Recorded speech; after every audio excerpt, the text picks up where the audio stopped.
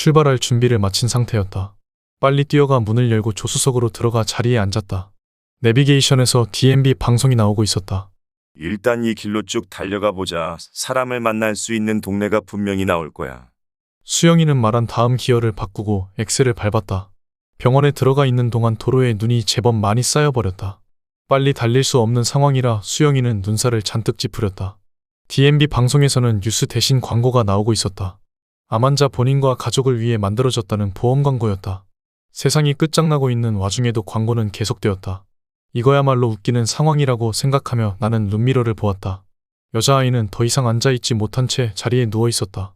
철호는 자신의 허벅지를 베개에 삼아 여자아이의 머리를 올려놓았다.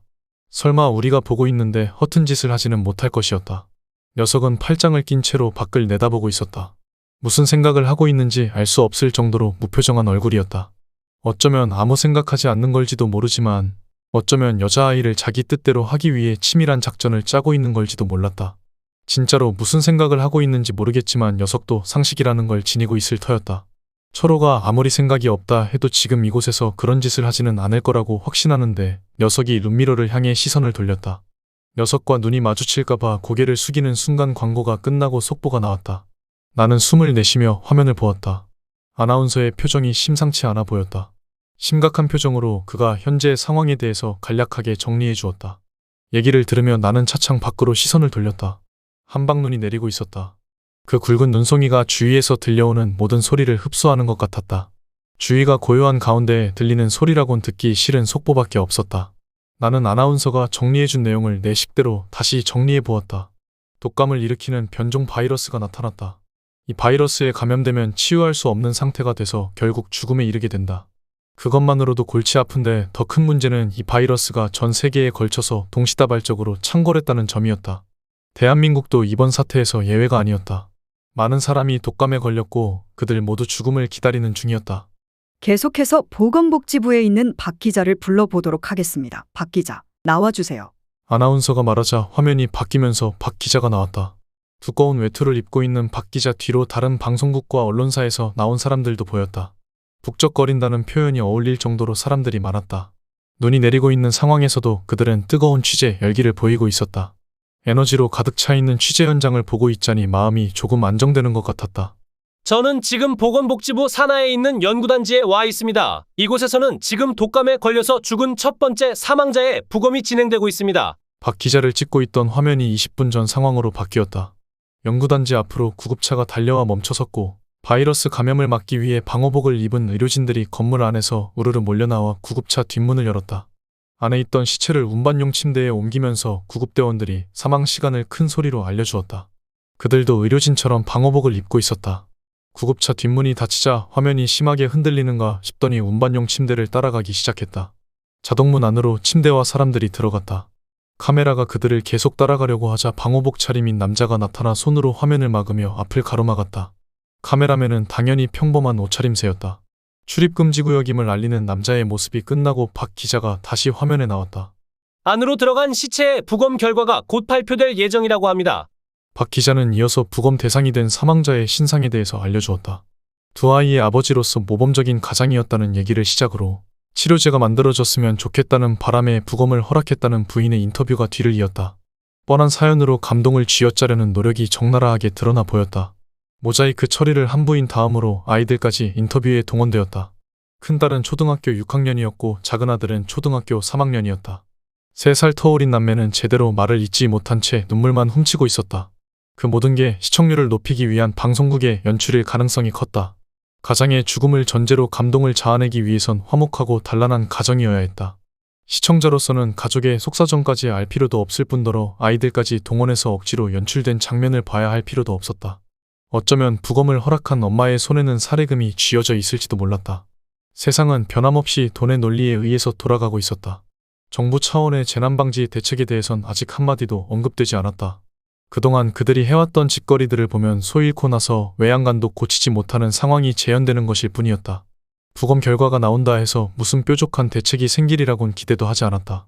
가족 사진이 나오고 있는 화면에서 눈을 뗀 뒤 나는 고개를 들어 수영이의 눈치를 살폈다. 사고가 나기 전에는 DMB 방송을 보기 위해 힐끗거리기도 했지만 지금은 앞만 보고 있었다. 언제 어디서나 안전운전이 최고라는 걸 다시금 깨달으며 주머니에 손을 집어넣었다. 지금이라도 부모님에게 전화를 걸어볼까 말까 고민되었다. 안부가 궁금했지만 녀석들이 신경 쓰였다. 수영이와 철호는 같은 고아원 출신이었다. 나는 고등학교에서 녀석들과 만난 뒤 친구가 된 사이였다. 고아원 출신이라는 걸 처음 알았을 때는 솔직히 선입견이 있었다. 그때까지 고아원 출신인 친구를 한 번도 만난 적이 없었는데도 나는 색안경을 끼고서 녀석들을 보았다. 다른 사람과 어울리지 못하고 문제나 일으킬 줄 알았던 것이었다. 돌이켜보면 그때 나는 정말 편협한 인간이었다. 녀석들은 어느 누구보다 학교에 잘 적응했다. 특히 수영이는 공부도 잘해서 반장을 비롯해 학생회장을 역임하기도 했다. 철호와 나는 그런 수영이 옆에서 많은 일을 도와주었다. 가끔 그때로 돌아가고 싶을 때가 있었다. 적어도 그 당시에는 우리가 세상의 중심이었다. 전국을 강타한 한파주의보로 인해 영하의 날씨가 계속되고 있습니다. 취재진이 나와 있는 이곳에서도 많은 눈이 내리고 있는 가운데 박 기자를 보기 위해 내비게이션으로 시선을 돌렸다. 가족의 사연이 끝나고 나서 다시 연구단지 앞이 나왔다. 박 기자는 귀에 꽂은 이어폰에 집중하면서 고개를 조금씩 끄덕였다. 수영이가 해준 얘기에 의하면 고아원에서 만나 중학교 때까지 붙어 다녔던 사이였다. 그렇다면 철호도 잘 아는 사이일 텐데 녀석은 수영이처럼 자랑을 늘어놓는 편은 아니었다. 어쩌면 철호에게 박 기자는 질투의 대상이 아니었을까 생각하는데 아래를 향하고 있던 박 기자의 시선이 위로 올라와 카메라를 똑바로 응시했다. 시청자 여러분, 놀라운 소식입니다. 의학적으로 분명하게 죽었던 사망자가 몸을 움직였다고 합니다. 눈으로 보기 전에는 절대 믿을 수 없는 소식인데요. 뒤에 말할 내용이 더 있는 것 같았지만 이어폰으로 들어오는 소식을 듣기 위해 박 기자는 말끝을 흐렸다. 천천히 달리던 승합차에 속도가 붙었다. 방금 그거 무슨 소리야? 내비게이션 쪽으로는 시선을 돌리지 않은 채 수영이가 질문을 던졌다. 뉴스를 보고 있던 나도 무슨 소리인지 정확하게 이해되지 않았다. 죽었던 사망자가 몸을 움직였다니 이게 무슨 개소리란 말인가. 어쩌면 방금 그 말도 시청률을 의식한 자극적인 보도가 아니었을까 싶은데 이어폰에 집중하고 있던 박 기자가 갑자기 카메라를 향해 손짓했다. 옆으로 돌려서 찍으라는 의미인 것 같았다. 생방송으로 전송되어 들어오는 화면이 연구단지의 자동문을 향해 돌아갔다. 자동문은 통유리로 되어 있어서 안쪽이 훤하게 들여다보였다. 아무도 없는 통로를 향해 화면이 줌인되었다. 통제구역이라서 가까이 다가갈 수는 없었다. 지금 전 세계에 걸쳐서 비슷한 현상이 일어나고 있다는 소식입니다. 중국의 한 마을에서는 100여 구에 달하는 시체가 동시에 일어나 사람들을 놀라게 했다고 합니다. 한편 미국의 질병통제센터에서는 이 모든 현상이 독감 바이러스 때문이며 가족 중에 만약 이런 현상을 보이면 가까이 다가가지 말고 관계 당국에 신고해 줄 것을 권고하고 있습니다. 박 기자가 말하는 것을 입증할 수 있는 장면으로 화면이 바뀌지는 않았다. 계속 나오고 있는 건 텅 빈 통로뿐이지만 그곳에서는 스산한 분위기가 느껴졌다. 단순히 시청률을 의식한 발언은 아닌 듯했다. 당장이라도 뭔가 일이 터질 것 같았다. 숨죽여 화면을 보는데 차 안 어딘가에서 최신 댄스 음악이 터져 나왔다. 요즘 유행하고 있는 남자 아이돌 그룹의 음악이었다. 여자의 외투 주머니에 휴대폰이 들어있어. 철호가 당황한 목소리로 말했다. 수영이는 룸미러로 뒤를 살폈고 나는 뒷좌석을 향해 몸을 돌렸다. 왼쪽 주머니가 음악에 맞춰 반짝거리고 있었다. 녀석은 어찌할 바를 몰라 안절부절 못했다. 수영이가 갑자기 경적을 울렸다. 모두 정신 차려, 김철호. 수영이가 부르자 녀석이 고개를 번쩍 들었다. 그 아이 주머니에서 휴대폰을 꺼낸 다음 발신자가 누군지 확인해봐.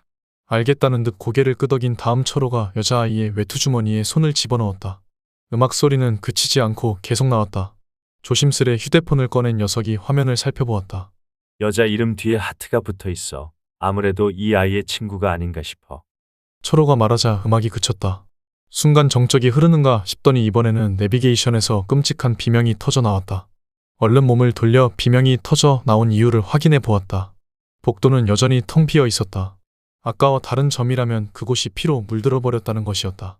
피가 흘러나온 곳은 복도 왼쪽에 있는 방이었다. 문이 활짝 열려있는 그곳을 박 기자는 부검실이라고 알려주었다. 비명을 질러서 죄송합니다. 현재 저 안에서 벌어지고 있는 일에 대해서 아무런 소식도 들어오지 않는 가운데 청와대에서 곧 계엄령을 선포할 거라는 소식이 들어왔습니다. 구체적인 방지 대책도 없이 군대부터 동원하려는 모양이었다. 겨우 독감 바이러스 때문에 사태가 이렇게까지 악화되리라곤 아무도 상상하지 못했을 터였다. 부모님에게 전화 거는 걸 더 이상 미룰 수 없었다. 주머니에서 휴대폰을 꺼내 잠금화면을 풀고 통화할 수 있는 상태로 바꾸었다. 나는 철호와 수영이를 재빨리 살펴보았다. 룸미러에 비친 철호는 여자아이의 휴대폰을 자기가 입고 있는 바지 주머니에 챙겨 넣었다. 휴대폰을 꺼버리는 것보다는 저러는 게 좋을 것 같다는 생각이 들었다. 수영이는 오로지 운전하는 것에만 신경을 집중하는 듯 보였다. 앞을 보고 있는 그의 눈빛이 예리하게 빛났다. 각자 자신에게 주어진 상황에 몰두하고 있는 모습들을 확인한 뒤 나는 단축번호 1번을 눌렀다. 화면에 전화번호가 뜨면서 연결 중이라는 메시지가 깜빡거렸다. 휴대폰을 귀에 갖다 댔다. 통화 연결음이 들려왔다. 누구든지 빨리 받았으면 좋겠다고 생각하며 아랫입술을 살짝 깨물었다. 수영이가 차 속도를 줄이며 상체를 앞으로 숙였다. 시선은 바깥을 향해 있었다. 저 앞에 있는 표지판 보이지? 뭐라고 적혀 있는지 보이는 사람? 전조등 불빛이 표지판을 비추고 있지만 눈이 많이 내려서 글자는 잘 보이지 않았다. 밤눈이 밝은 철호도 이번엔 고개를 갸웃거렸다. DMB 끄고 내비게이션으로 바꿔봐. 뒤에 있는 철호가 말하자 수영이가 나를 불렀다. 휴대폰에서는 계속 통화 연결음만 나오고 있었다. 10번이 울리든 20번이 울리든 포기할 수 없었다. 나는 휴대폰을 귀에 갖다 댄 채 빈손을 뻗어 내비게이션을 만졌다.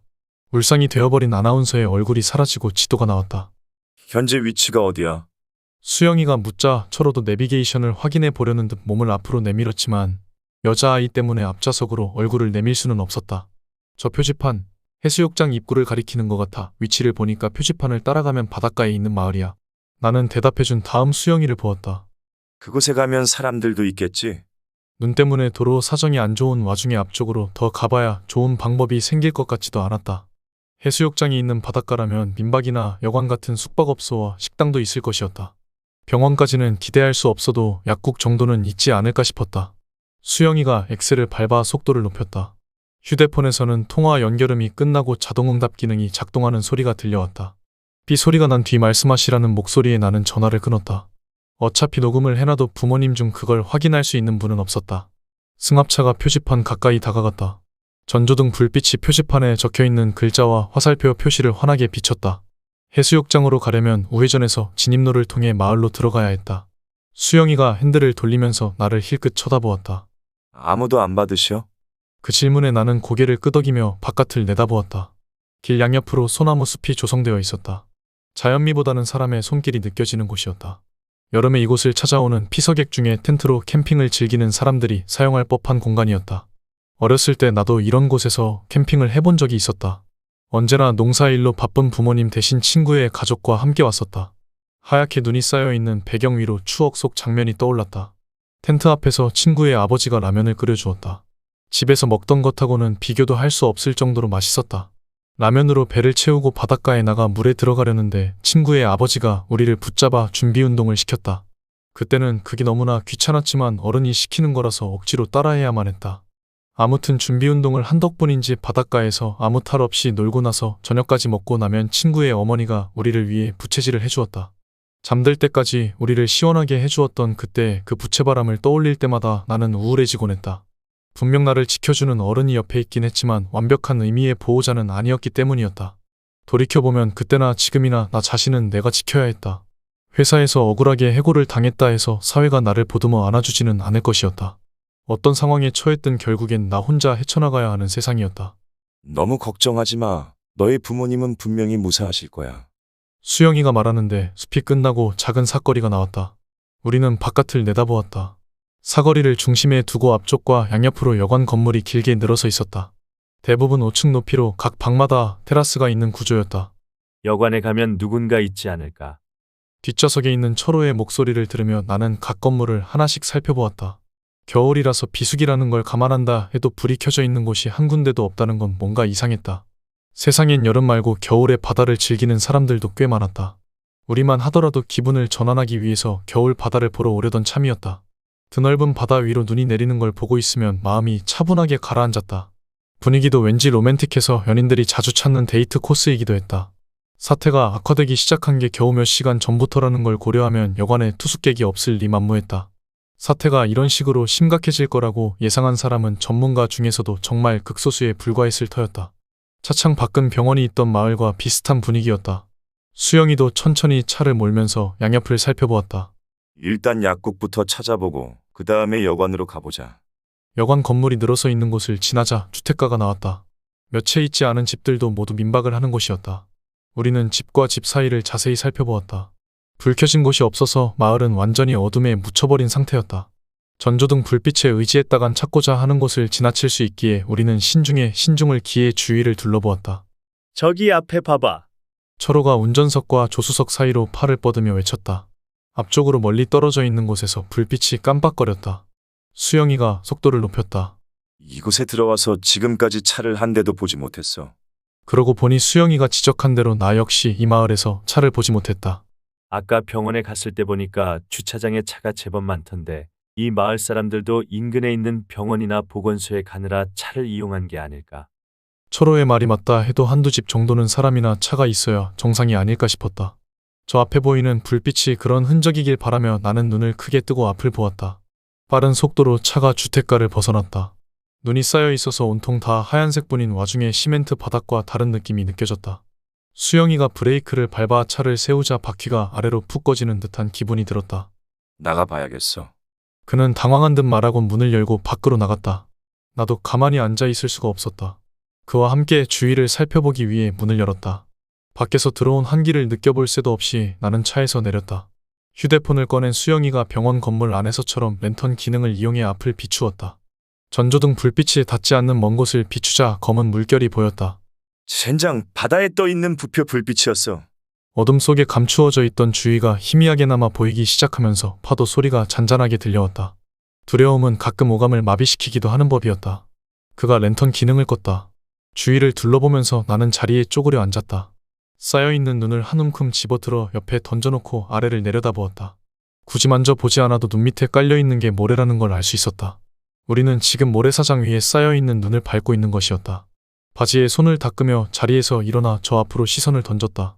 눈밭으로 변한 모래사장 위로 파도가 치고 있었다. 바다로 떨어지는 한방눈을 보면서 나는 한숨을 내쉬었다. 사람의 흔적은 어디에도 없었다.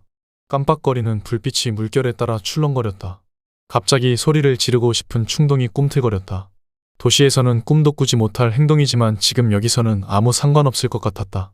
어찌 됐든 간에 나에게 있어서 오늘은 해고 통보를 받았던 최악의 날이었다. 좋은 일이든 나쁜 일이든 한꺼번에 몰려오기도 한다더니 하루가 채 지나기도 전에 독감 바이러스에 의한 이상 징후까지 나타난 상황이었다. 차라리 재난 영화에 나오는 것처럼 엄청난 규모의 지진이나 해일 또는 화산 폭발이나 우주에서 날아온 운석과 충돌해 지구에 사는 인류가 한순간에 멸망의 길을 걷게 되었으면 좋겠다는 생각이 들었다. 독감은 항상 존재했던 거라서 엄청난 위협으로 느껴지지 않았다. 몇 차례에 걸쳐 변종 바이러스가 나타나 인류에게 경고했을 때도 나 아닌 다른 사람이 몇 명 죽었다는 소식 때문에 잠깐 긴장했을 뿐, 사태가 진정되고 나면 사람들은 아무렇지 않게 일상으로 돌아가길 반복해왔다. 결국 지금과 같은 사태가 벌어지게 된 건 정부의 안일한 대처 능력과 사람들의 무신경함이 만들어낸 합작품이었다. 나는 앞으로 한 발짝 발을 내디디면서 숨을 깊게 들이마셨다. 이제야 한기가 느껴지면서 온몸에 소름이 돋았다. 지금 가장 중요한 게 문득 떠올랐다. 그것은 독감에 걸리지 않도록 몸을 보호하는 일이었다. 추운 곳에 오래 있으면 독감에 걸릴 확률도 높아질 것이었다. 빨리 차 안으로 들어가야 한다고 생각하며 발길을 돌렸다. 수영이가 바다를 향해 소리를 크게 내질렀다. 아무 의미도 없는 소리가 길게 이어졌다. 철호도 밖으로 나와 수영이 옆에 나란히 섰다. 아무리 크게 싸운 뒤에도 두 녀석은 언제 그랬냐는 듯 평상시와 다름없이 서로를 대하곤 했다. 이런 시골 마을이 아니라 차라리 더 큰 도시로 가볼 걸 그랬어. 철호가 말하며 수영이의 등을 가볍게 두드렸다. 참았던 울분을 쏟아부은 뒤 수영이는 숨을 헐떡거렸다. 주위엔 아무런 변화도 없었다. 한방눈은 여전히 펑펑 내렸고 바다 위에 떠있는 부표는 변함없이 물결을 따라 출렁거렸다. 나는 허탈한 마음으로 고개를 숙였다.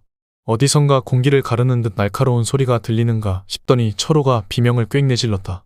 이게 뭐야? 화살이잖아. 진짜 화살이 녀석의 엉덩이 부분에 박혀 있었다. 우리는 얼른 뒤돌아보았다. 대부분 민박으로 먹고 사는 주택가 옆으로 가게 간판을 내건 건물이 군데군데 있었다. 그중 한 군데에서 불이 켜졌다. 수영이가 그곳으로 달려가기 위해 자세를 잡다가 반대 방향으로 발길을 돌렸다. 멀지 않은 곳에서 인기척이 느껴졌기 때문이었다. 저쪽에 사람이 있어. 언제 또 화살이 날아올지 몰라 몸을 잔뜩 숙인 채 나는 인기척이 느껴진 곳을 가리켰다. 어두워서 남자인지 여자인지 구분할 수 없는 가운데 그 사람이 우리를 향해 천천히 다가왔다. 정말 다행이네요. 마을에 남아있는 분이 계셨군요. 반가운 마음에 큰 소리로 말하며 수영이가 다가가자 그 사람이 기이한 소리를 길게 내뱉었다. 언뜻 들어보면 토하는 소리 같다가도 귀 기울여 들어보면 고통에 짓눌려 비명을 지르는 소리 같기도 했다. 아무튼 기이한 소리에 수영이는 걸음을 멈칫거렸다. 나는 그 사람에게 시선을 고정시킨 채 옆으로 걸어가 부상을 당한 철호를 부축해 주었다. 수영아, 아무래도 이상하다. 휴대폰 불빛을 비춰봐. 내가 말한 대로 수영이가 랜턴 기능을 켜서 앞을 비추었다. 불빛에 드러난 사람은 파마머리를 한 아줌마였다. 그녀는 계속 기이한 소리를 내뱉으며 우리에게 다가왔다. 불빛이 강하지 않더라도 어떤 경고도 없이 갑작스레 비추면 뭔가 반응을 보여야 할 텐데 아줌마는 흐리멍덩한 눈빛으로 발을 질질 끌면서 우리를 향해 걸어오고 있을 뿐이었다. 내 말 맞다나 뭔가 좀 이상하다. 뒤로 물러나며 수영이가 말하는데 아까 그 날카로운 소리가 또다시 들려왔다. 공기를 가르며 날아온 화살이 이번엔 아줌마의 가슴 부위에 꽂혔다. 의학적 상식이 풍부한 건 아니지만 내가 보기에 그곳은 심장이 있는 부위였다. 상식적으로 그녀는 비명을 지르며 바닥에 쓰러지거나 그 자리에서 즉사했어야 했다. 휴대폰을 주머니에 집어넣은 수영이가 나와 반대쪽에서 철호를 부축했다. 이봐요, 괜찮습니까? 녀석의 팔을 붙잡은 채 뒤로 주춤거리며 수영이가 아줌마에게 물었다. 그녀는 아무렇지도 않은 듯 걸음을 계속 옮겼다. 가슴에 맺혀있는 피가 새하얀 눈 위로 떨어졌다. 다른 사람을 도와줄 수 있는 상황이 아니었다. 우리는 눈이 붉게 물들어가는 걸 보면서 차를 향해 방향을 잡았다. 모래사장 위에 세워놓은 차 쪽으로 또 다른 사람이 다가오고 있었다. 그 사람 역시 흐리멍덩한 눈빛에 걸음걸이가 매우 느렸다. 겉으로 보이는 모습은 전혀 위협적이지 않지만 왠지 모르게 그들과 가까이에선 안 된다는 생각이 들었다. 그것은 초식동물이 육식동물과 마주쳤을 때 느낄 수 있을 법한 본능이었다. 이봐! 자네들 거기 멀뚱히 서 있지 말고 빨리 이쪽으로 뛰어와. 불이 켜져 있는 건물에서 남자 목소리가 들려왔다. 횟집 간판을 증명이라도 하듯 가게 앞에는 수족관이 놓여 있었다. 정신을 차려 살펴보니까 그곳에 미닫이 문이 조금 열려 있었다. 우리는 서로를 바라본 다음 그곳으로 발길을 돌렸다. 머뭇거리고 있는 사이에 이상한 사람들이 몇 명 더 늘어났다. 차가 있는 곳으로 돌아가기엔 그들의 분위기가 너무나 위협적이었다.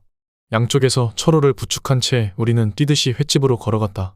기이한 소리를 내고 있는 그들의 느린 발걸음을 우리는 충분히 따돌릴 수 있었다.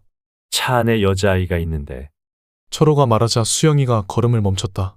나는 무시하려다가 얼떨결에 함께 멈춰섰다. 젠장, 시동도 끄지 않았고 히터도 그냥 켜놓고 나왔어. 저대로 놔두다간 배터리가 방전되고 말 거야. 여자아이는 둘째치고 배터리 문제는 반드시 해결해야 했다. 배터리가 방전된 상태에서 시동을 다시 걸기 위해선 번거로운 과정이 필요했다. 자연스레 차 쪽으로 발길을 돌리는데 또 다른 문제가 떠올랐다. 그건 여자아이나 배터리보다 훨씬 더 중요한 문제였다. 야, 차 키는? 질문을 받은 수영이가 나를 보며 고개를 저었다. 이런저런 이유로 인해 그냥 무시할 수 없는 상황이 되었다. 우리는 호흡이 잘 맞는 팀처럼 거의 동시에 걸음을 옮기기 시작했다. 문제는 이상한 사람들이 벌써 자동차를 에워쌌다는 점이었다. 어떻게 하지? 시발, 어떻게 하냐고? 가운데서 우리의 부축을 받고 있는 철호가 절망적인 목소리로 말을 내뱉었다. 어떻게 해야 할지 선뜻 결정을 내리지 못하고 있는데 수영이가 녀석을 잡아당겨 건물 쪽으로 방향을 바꾸었다. 나도 어쩔 수 없이 그쪽으로 움직였다. 횟집의 문틈으로 활이 나와 있었다. 화살이 철호를 맞추긴 했지만 현재로서는 다른 방안이 없었다. 사람은 실수를 할 수도 있는 법이었다. 멀쩡한 우리를 겨냥한 건 아닐 거라고 믿으며 그곳으로 걸어갔다. 뒤에서 그들이 따라오는 인기척이 느껴졌다. 정체를 알 수 없는 그들 때문에 나는 두려움에 사로잡혔다. 이쪽으로 올 거면 꾸물거리지 말고 빨리 뛰어. 횟집에서 남자 목소리가 들려왔다. 철호를 부축하고 있어서 속도를 높이기가 어려웠다. 이게 다 아저씨 때문이라고 말하고 싶지만 나는 물론이고 수영이와 철호도 입을 굳게 다물었다. 우선은 빨리 저곳에 도착해야 했다. 최대한 속도를 높여서 건물 앞에 다다르자 횟집 안에 있는 아저씨가 발로 미닫이 문을 열어주었다.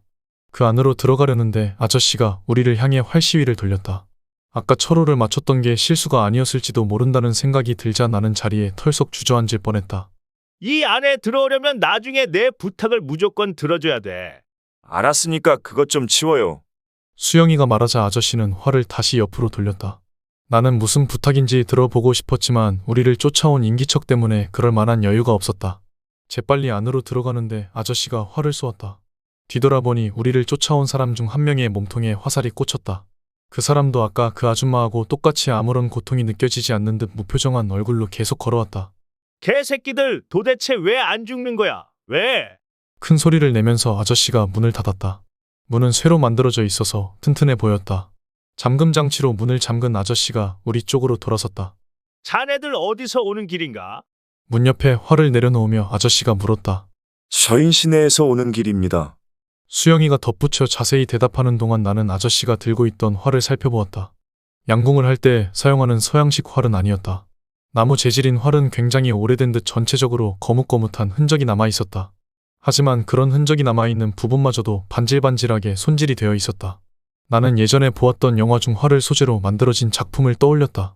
그걸 보고 나서 한동안 국궁이라고 불리는 우리나라 전통 활쏘기에 대해서 알아보았던 기억이 났다. 순전히 호기심 때문에 인터넷을 뒤져보게 만들었던 활과 달리 아저씨가 입고 있는 옷은 따로 시간을 들이지 않아도 무엇인지 금방 알아볼 수 있었다. 해변과 관련된 마크로 도배해 놓은 야전상의 안으로 빨간색 티셔츠가 눈에 띄었다. 바지도 해병대 아저씨들이 주로 입고 다니는 것이었다. 시내 상황은 어떤가? 여기보다 훨씬 더 엉망이겠지. 아저씨가 어깨에 메고 있는 화살통을 축혀 올렸다. 자세히 보니 통 안에는 화살이 하나도 들어있지 않았다. 나는 그 빈통이 신경 쓰여서 시선을 다른 데로 돌릴 수가 없었다. 지금 그런 게 중요합니까? 여길 좀 보라고요. 젠장, 왜 나한테 화살을 쏜 겁니까? 울먹이듯 가늘게 흔들리는 철호의 목소리를 들으며 나는 천천히 뒷걸음쳤다. 시선은 계속 빈통에 꽂혀 있었다.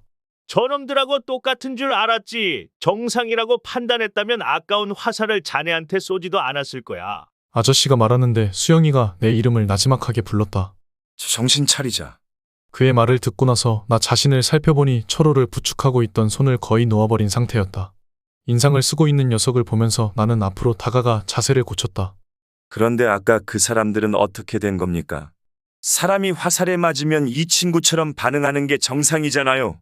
수영이가 말하는 걸 들으면서 나는 가게 안으로 시선을 돌렸다.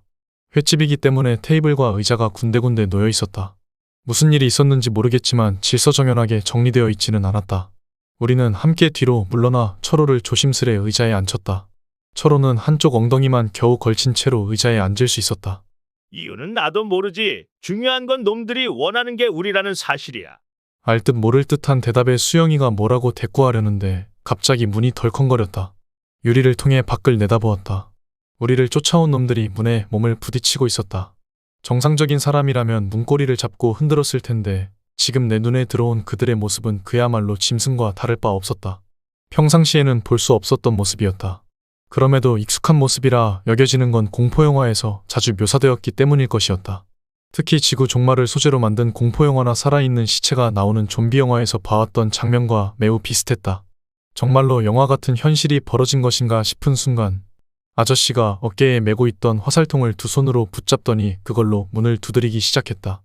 영화를 보면 좀비 같은 괴물도 소리에 민감하게 반응하는 것으로 묘사되곤 했다. 그래서 영화 속 주인공은 최대한 소리를 내지 않으려고 조심하는 편이었다. 그러지 않으면 좀비가 몰려와 잡아먹힐 위험이 커졌다. 현실도 영화와 같다면 아저씨의 행동은 그야말로 자살 행위나 마찬가지였다. 그래서 처음에는 깜짝 놀라 아저씨를 쳐다봤지만 나는 곧 이게 영화가 아니라 현실이라는 사실을 깨달았다.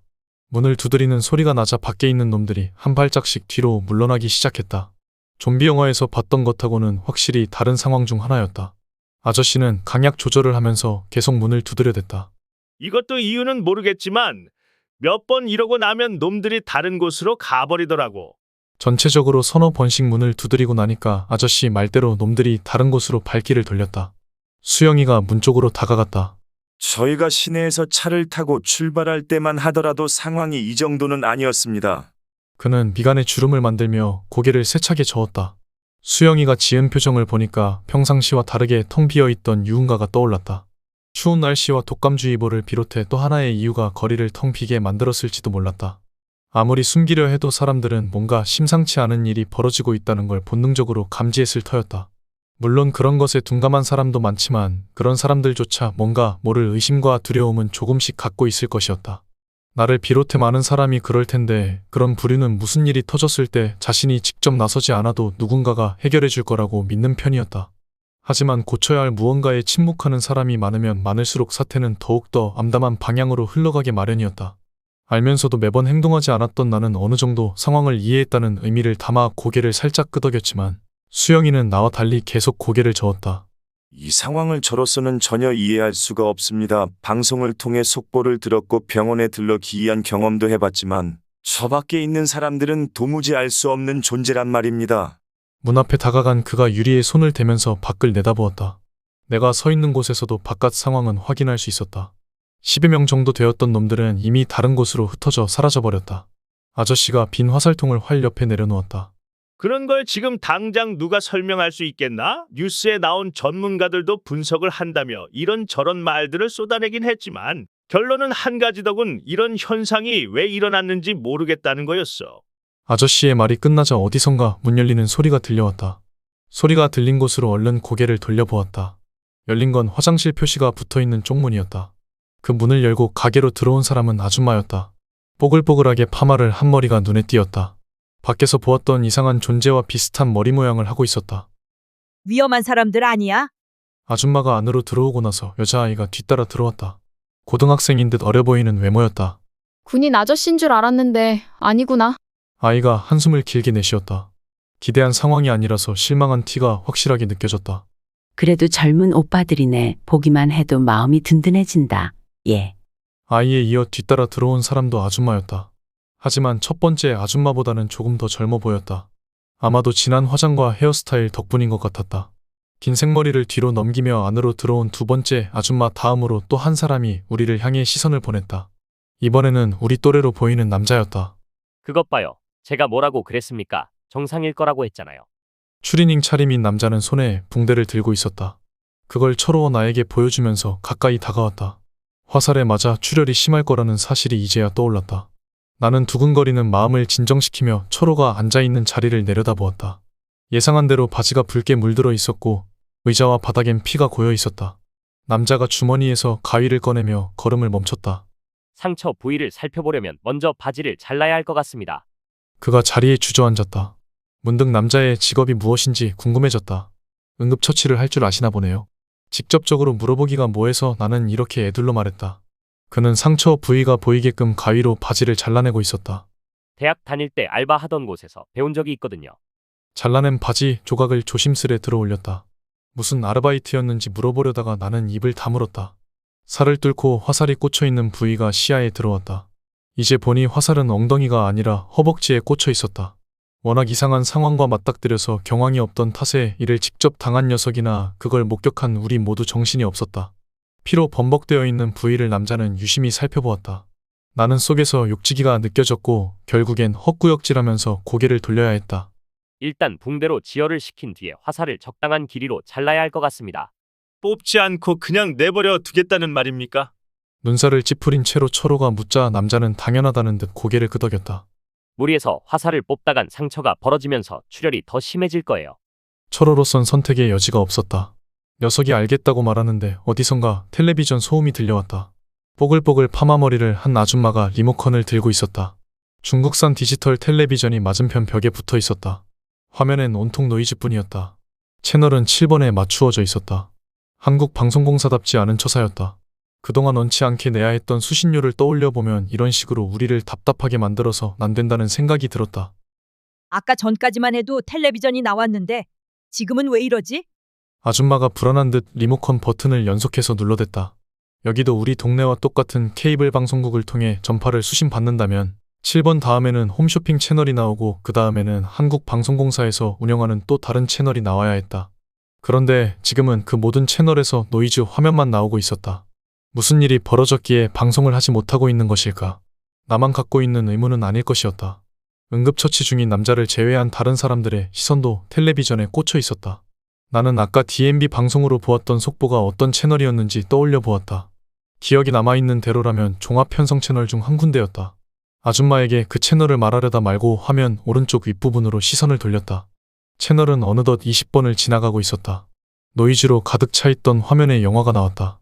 화면 왼쪽 윗부분에 나와 있는 로고를 살펴보니 영화만 전문적으로 틀어주는 방송국이었다. 화면에서는 근육질인 남자 주인공이 성조기를 배경으로 기관총을 쏘아대고 있었다. 이런 상황에서 저런 총 하나만 있으면 얼마나 든든할까 싶은데 아줌마가 또다시 채널을 바꿨다. 뉴스를 찾아야 돼. 분명히 뉴스를 하는 데가 한 군데쯤은 있을 거야. 아줌마의 손가락이 더욱더 빨라졌다. 순식간에 30번이 지나가고 40번이 지나갔다. 버튼을 빠르게 눌러서 50번을 넘기자 화면에 찍히는 숫자가 1번으로 바뀌었다. 계속 눌러서 7번으로 되돌아갔다. 아직도 노이즈 화면이었다. 다리에 힘이 풀렸는지 아줌마가 리모컨을 떨어뜨리며 바닥에 주저앉았다. 여자아이가 엄마라고 부르며 그녀에게 다가갔다. 긴 생머리 아줌마가 바닥에 떨어져 있는 리모컨을 주었다. 텔레비전과 리모컨을 번갈아 보던 그녀가 버튼을 눌러서 영화 채널로 돌려놓았다. 황 마담, 시끄럽게 그런 건 왜 틀어놓는 거야? 문에 달라붙어서 바깥을 살피던 아저씨가 생머리 아줌마에게 말했다. 아저씨는 그녀를 황마담이라고 불렀다. 뭐라도 틀어놔야 마음이 안정될 것 같아서요. 황마담의 나긋나긋한 목소리 뒤로 기관총 소리가 터져 나왔다. 근육질인 남자 주인공은 아직도 적을 향해 기관총을 쏘아대고 있었다. 총에 맞아 쓰러지는 적들은 피도 흘리지 않았다. 지난 냉전 시대에 만들어진 비급 액션 영화다 보니 특수분장에 신경을 쓰지 못한 모양이었다. 나는 그 비현실적인 묘사에 피식 새어나오려는 웃음을 참으며 영화를 보았다. 바닥에 쓰러져 있는 적군의 정체는 소련군 병사들이었다. 수많은 총알이 주인공을 목표로 날아갔지만 단 한 발도 그의 몸에는 맞지 않았다. 멀쩡한 모습으로 수십 명을 상대하고 있는 주인공이 멋져 보인다기보다는 안쓰럽게 느껴졌다. 두 손 모아 영화를 보고 있던 황마담은 작게 탄성을 내뱉었다. 저런 남자가 한 명만 있으면 여기서 무사히 빠져나갈 수 있을 텐데. 그녀의 말을 듣고 나서 나는 이곳의 주인인 횟집 아저씨를 보았다. 그는 황마담을 향해 눈을 흘기며 이를 악물었다. 둘의 관계가 어떤 것인지 대충 알 것 같았다. 황씨의 마담이라는 호칭이 붙어 있는 걸 보면 그녀는 틀림없이 술집 사장일 것이고 아저씨는 그곳을 애용하는 손님일 것이었다. 나는 내 추측이 맞는지 알아보고 싶었지만 이제 막 만난 사람에게 지극히 개인적인 질문을 던질 수는 없었다. 시간이 필요하다고 생각하면서 바깥을 살피기 위해 걸어가는데 수영이가 뒤돌아보았다. 그는 아까부터 계속 바깥을 살피고 있었다. 철호야, 좀 어떠니? 그 말에 나도 철호를 보기 위해 고개를 돌렸다. 젠장, 당장이라도 화살을 뽑아버리고 싶어 미치겠어. 녀석이 이를 악물었다. 남자는 붕대로 철호의 허벅지를 묶은 다음 자리에서 일어났다. 피는 곧 멈출 겁니다. 문제는 화살이에요. 자를 수 있는 공구가 당장 필요합니다. 그가 가져온 가위는 문구용이었다. 천이나 종이를 자르기엔 충분하지만 나무는 무리였다. 철호의 상태를 고려하면 한 번에 자를 수 있는 공구가 필요했다. 바깥을 살피며 골똘히 생각에 잠겨있던 횟집 아저씨가 남자 쪽으로 시선을 돌렸다. 우리 집 현관에 있는 신발장을 열어보면 공구 상자가 있을 거야. 그 안에 펜치가 있어. 위치를 알려주었지만 남자는 선뜻 움직이지 않았다. 펜치 가지러 안 가시나요? 내가 조심스러운 말투로 묻자 그는 눈살을 찌푸렸다. 뭔가 난감한 문제가 있는 듯했다. 그 펜치 말인데요. 저번에 이장님이 빌려간 뒤에 아직 돌려받지 못했거든요. 머리를 극적이며 남자가 말하자 아저씨 입에서 걸쭉한 육두문자가 튀어나왔다.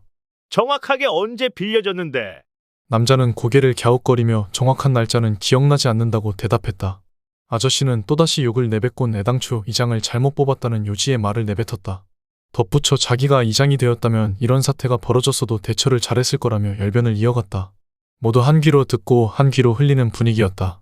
아저씨의 열변이 끝나자 수영이가 남자를 향해 몸을 돌렸다. 펜치 말고 다른 걸 찾아보도록 하죠. 수영이가 걸음을 옮겼다. 나는 그에게 손을 흔들어 보이며 남자 옆으로 다가갔다. 내가 같이 가볼게. 너는 여기 남아서 바깥을 살피고 있어. 그가 걸음을 주춤거렸다. 왜? 의문을 제기하는 그의 눈빛이 의심으로 물들어 있었다. 철호를 좋아하지도 않으면서 내가 왜 나서는 거냐고 눈빛으로 말하는 것 같았다. 밖에 차가 있잖아. 기회가 되면 차에 가서 시동과 히터를 꺼야 할 거 아냐? 안 그래? 속내를 숨긴 채 수영이가 남아야 하는 이유를 그에게 제시했다. 재빨리 머리를 굴린 결과였지만 이것도 무시할 수 없는 이유였다. 승합차 주위에 모여들었던 놈들 중 일부는 우리를 쫓아왔고 일부는 여전히 그곳에 남아있었다. 만약 놈들이 사라진다면 재빨리 뛰어가 시동을 끈 다음 차 키를 챙겨야 할 것이었다. 아울러 여자아이의 상태도 살펴봐야 할 터였다. 수영이가 고개를 끄덕이며 발길을 돌렸다. 나는 남자를 보았고 그는 화장실 표시가 붙어있는 쪽문으로 걸어갔다. 그 모습을 보고 있던 파마머리 아줌마가 나를 향해 시선을 돌리면서 눈을 부라렸다. 왜 저러나 싶어 고개를 갸웃거리며 남자를 따라갔다. 철호는 화살에 생살이 뚫려버린 고통 속에서도 아까부터 계속 여자아이를 힐끗거리고 있었다. 그런 녀석의 치료를 위해 앞장서서 나선 건 물론 아니었다. 내가 굳이 남자와 함께 다른 곳으로 가고자 한 건 조용히 얘기를 듣고 싶었기 때문이었다. 아저씨와 황마담의 관계는 물론이고 이 마을에서 벌어진 일에 대해서도 알고 싶었다. 그 중에서도 제일 먼저 묻고 싶은 건 우리가 들어오기 직전에 이들이 뭘 하고 있었는가 하는 점이었다. 내 기억이 맞다면 우리가 처음 바닷가 모래사장에 들어왔을 때는 어떤 건물에도 불이 켜져 있지 않았다. 바깥에 있는 놈들을 의식해서 불빛과 소리를 차단하고 있었던 건 아니었다. 아마도 이들은 지금처럼 불을 켜놓은 상태에서 텔레비전을 보고 있었을 것이었다. 하지만 우리가 나타난 순간 이들은 불을 꺼버렸다. 도대체 왜 그랬는지 알고 싶은 속내를 숨긴 채 쪽문을 지나갔다. 쪽문은 마당으로 이어져 있었다. 오른쪽에 화장실이 있고 왼쪽에 밖으로 나갈 수 있는 파란색 대문이 있었다. 앞서 마당을 가로질러 간 남자가 앞에 보이는 집의 현관문을 열고 안으로 들어갔다. 마당을 중심으로 집과 가게가 나란히 붙어있는 구조였다. 솔직히 공구 상자엔 도움이 될 만한 게 없으니까 다른 곳을 찾아봐야 할 거예요. 남자의 말을 들으면서 나도 집 안으로 들어갔다. 저기, 실례지만 무슨 일을 하는 분인지 여쭤봐도 괜찮을까요? 아까 하려다 말았던 질문을 던지며 그를 보았다. 추리닝 차림인 남자는 자신이 한 말과 상관없이 신발장을 열어 공구 상자를 꺼내고 있던 참이었다. 직업을 물어보신 거라면 무직이라고 말씀드려야겠네요. 그가 신발장 위에 공구 상자를 내려놓고 나서 길게 한숨을 내쉬었다. 2주가 지난 뒤에는 나도 같은 처지가 된다는 사실에 가슴이 답답해졌다. 남자의 입가에 씁쓸한 미소가 떠올랐다. 무직인 상태에서 지금은 단편 소설로 신춘문예를 준비하고 있습니다. 일부러 나이까지 물어볼 필요는 없을 것 같았다. 우리와 또래로 보였던 첫인상이 맞을 거라고 나는 확신했다. 바닷가 마을에서 창작 활동이라 왠지 낭만적인 일이라도 벌어졌을 것 같은데요. 별 뜻 없이 던진 말에 반응을 보인 것인지 그가 공구 상자를 거칠게 열었다. 나는 뭔가 말실수를 한 것 같아서 그의 눈을 피해 상자 안으로 시선을 돌렸다. 여러 가지 공구가 들어있었지만 펜치는 진짜로 보이지 않았다. 예전엔 곳이 공부하는 사람처럼 산으로만 돌아다녔죠. 터가 좋다는 곳도 숱하게 찾아가 봤습니다. 나름대로는 열심히 쓴다고 썼는데 원하는 목표를 이룬다는 게 생각처럼 쉬운 일이 아니더라고요. 얼마 전에 발표한 올해 신춘문예에서도 최종심 한 번 오르지 못한 채 낙방하고 말았습니다. 망치와 니퍼 등등 여러 가지가 보였지만 한 번에 나무를 자를 수 있을 만한 공구는 상자 안에 들어있지 않았다. 그가 얘기를 멈추고 나에게 눈짓을 보냈다. 어색한 기분으로 그 눈짓의 의미를 파악해 보았다. 사람은 종종 무언가를 잘못 기억하는 경우가 있다. 그가 펜치의 행방에 대해 이미 말한 바 있지만 자신도 확실하게 확인해 보기 위해서 상자 안을 살펴보았던 모양이라고 나는 미루어 짐작했다. 그의 속내가 무엇이든 상자 안에 펜치가 없는 걸 확인했으니까 이번엔 다른 곳에서 비슷한 공구를 찾아봐야 할 차례였다. 방금 그의 눈빛은 그것에 대해 동의를 구하려는 게 아닌가 싶었다. 나는 고개를 끄덕였고 그는 공구 상자를 원래 있던 자리에 가져다 놓았다. 세상에 쉬운 일은 하나도 없더군요. 저만 해도 오늘 회사에서 해고 통보를 받았답니다. 뭔가 공감대를 형성할 수 있을 만한 게 필요할 것 같아서 오늘 있었던 일에 대해 말하자 무명 작가가 신발장을 닫으며 나를 쳐다보았다. 무직인 상태에서 등단을 준비해온 사람에게 동정을 받고 싶은 생각은 없지만 상황이 상황인 만큼 나는 그 눈빛을 온전하게 받아들였다. 해고된 날에 이런 일까지 겪게 되다니 참 못 같은 하루였겠네요. 그가 신발을 벗고 거실로 올라갔다. 나는 거실 한쪽 벽에 붙어있는 해병전후의 현수막을 보면서 신발을 벗었다. 현수막 아래에 소파가 놓여 있었다. 쉬려고 앉는 곳에 저런 걸 붙여놓다니 나로선 상상도 하지 못할 일이었다. 말로 다 표현하기 힘들 정도로 짜증이 나는 하루였죠. 그나마 다행인 건 친구들하고 약속이 되어 있었다는 점입니다. 약속도 없이 그냥 집에 들어갔다면 미쳐버렸을지도 몰라요. 말을 내뱉고 나니 정말로 그랬을지도 모른다는 생각이 들었다. 무명 작가는 어느새 거실을 가로질러 간 다음 방문을 열었다. 그런데 진짜로 시내에서 출발할 때까지만 해도 이 정도 상황은 아니었나요? 똑같은 질문을 횟집 아저씨가 던지고 나서 수영이가 대답했을 때는 무명 작가를 비롯해 다른 사람들은 아직 가게 안에 들어와 있지 않은 상황이었다. 같은 공간에 있지도 않았으면서 두 사람의 대화를 어떻게 들었던 것일까? 나는 의심의 눈초리로 그를 보았다. 횟집 아저씨하고 그런 대화를 나눈 건 어떻게 알았습니까? 질문을 던지자 무명 작가가 걸음을 멈추고 나를 향해 돌아섰다. 쪽문에 귀를 갖다 대고 안쪽 상황을 계속 살폈거든요. 처음부터 바깥에 계셨던 겁니까? 내가 알고 싶었던 걸 자연스레 물어볼 수 있는 기회가 왔다는 생각에 연이어 물음표를 찍었다. 그는 별다른 의심이 없는 표정으로 고개를 저었다. 원래는 가게 안에서 뉴스를 보고 있었죠. 도대체 상황이 어떻게 돌아가고 있는지 궁금했거든요. 그렇게 텔레비전에 집중하고 있는데 바깥에서 자동차 소리가 들렸던 겁니다. 외부인의 등장에 횟집 아저씨는 무명 작가만 남겨놓고 여자들을 모두 마당으로 내보낸 뒤 텔레비전과 불을 껐다. 어둠 속에서 두 사람은 바깥 상황을 지켜보았다. 차에서 내린 우리를 지켜보던 중 아저씨는 철호의 움직임이 이상하다며 다짜고짜 화살을 쏘았다. 부상을 당한 당사자를 비롯해 우리의 반응을 보고 나서야 정상이라는 걸 확신한 뒤 무명 작가는 이곳으로 건너와 붕대를 찾는 과정에서 미리 불을 켰던 것이라고 말했다. 이후에 벌어진 상황은 나도 함께 겪은 것이었다. 마치 타이밍을 맞춘 듯 그들이 쪽문을 열고 가게 안으로 들어왔던 순간을 떠올리며 나는 방 안을 들여다보았다. 안방인 듯 방 한쪽에 침대가 놓여 있었다. 동네가 평상시와 다르게 조용하긴 했지만 이런 일이 벌어지리라곤 상상도 하지 못했죠. 불과 몇 시간 만에 그것도 눈 깜짝할 사이에 모든 일이 벌어졌습니다. 내가 던진 질문에 대해 마무리를 지으며 무명 작가는 방 안 이곳저곳을 살펴보았다. 그 모습이 매우 익숙해 보였다. 그가 이 집 주인이라고 해도 믿을 수 있을 것 같았다. 나는 그를 눈으로 쫓아가며 병원에서 겪었던 일을 떠올려 보았다. 이곳에 오기 전에 병원에 잠깐 들렀습니다. 병원엔 무슨 일로 가셨던 거죠? 질문을 듣는 순간 이 얘기를 괜히 꺼냈다 싶었다. 전후 사정을 사실대로 말했다간 당장 이곳에서 쫓겨날 것 같았다. 무명 작가긴 해도 어쨌거나 이야기를 만드는 사람이라면 일반인보다 상상력이 뛰어날 것이었다. 나는 우연히 들르게 되었다고 얼버무린 뒤 그곳에서 보았던 할머니 얘기를 꺼냈다. 정확한 건 아니지만 밖에 있는 저놈들하고 똑같은 존재는 아니었습니다. 그는 자신이 던진 질문을 그다지 중요하게 여기는 것 같지 않았다. 나로선 천만다행이라고 여겨졌다. 그가 장롱문을 활짝 열었다. 혹시 그 할머니가 독감 증세를 보이진 않았나요? 질문을 들으며 나는 장롱 안을 들여다보았다. 그 안에는 군복이 가지런하게 걸려 있었다. 이 집의 주인인 횟집 아저씨가 입고 다니는 옷이라는 걸 대번에 알 수 있었다. 국궁이 취미인 해병대 출신 아저씨는 한 번 해병은 영원한 해병이라는 말을 모토로 살아가고 있는 듯했다. 그 할머니 기침을 굉장히 심하게 하기는 했죠. 그가 던진 질문에 이렇게 대답하자 아래 칸을 열어 물건을 뒤지던 무명 작가가 재빨리 뒤돌아보았다. 이전의 질문과 대답을 주고받을 때까지만 해도 보이지 않았던 반응이었다. 게다가 나를 보는 눈빛에서 의심과 공포가 한데 뒤섞여버린 것 같기도 했다. 그 눈빛에 괜히 겁이 나서 뒤로 한 발짝 물러났다. 혹시 할머니와 어떤 식으로든 접촉하지는 않았겠죠? 그 질문에 나는 고개를 저었다. 나와 수영이는 독감에 걸리면 안 된다는 생각에 몸을 얼른 피했었다. 접촉은 절대 없었다는 대답을 듣고 나서야 그는 경계의 눈빛을 누그러뜨렸다. 나는 다시 한 발짝 다가가 아래 칸을 내려다보았다. 그 안에는 얇고 긴 나무 한 묶음과 쓰임새가 궁금해지는 공구들이 들어있었다. 그렇다면 다행이네요. 전 독감에 걸려서 앓다가 저런 문해충 같은 괴물로 변하고 싶지는 않거든요.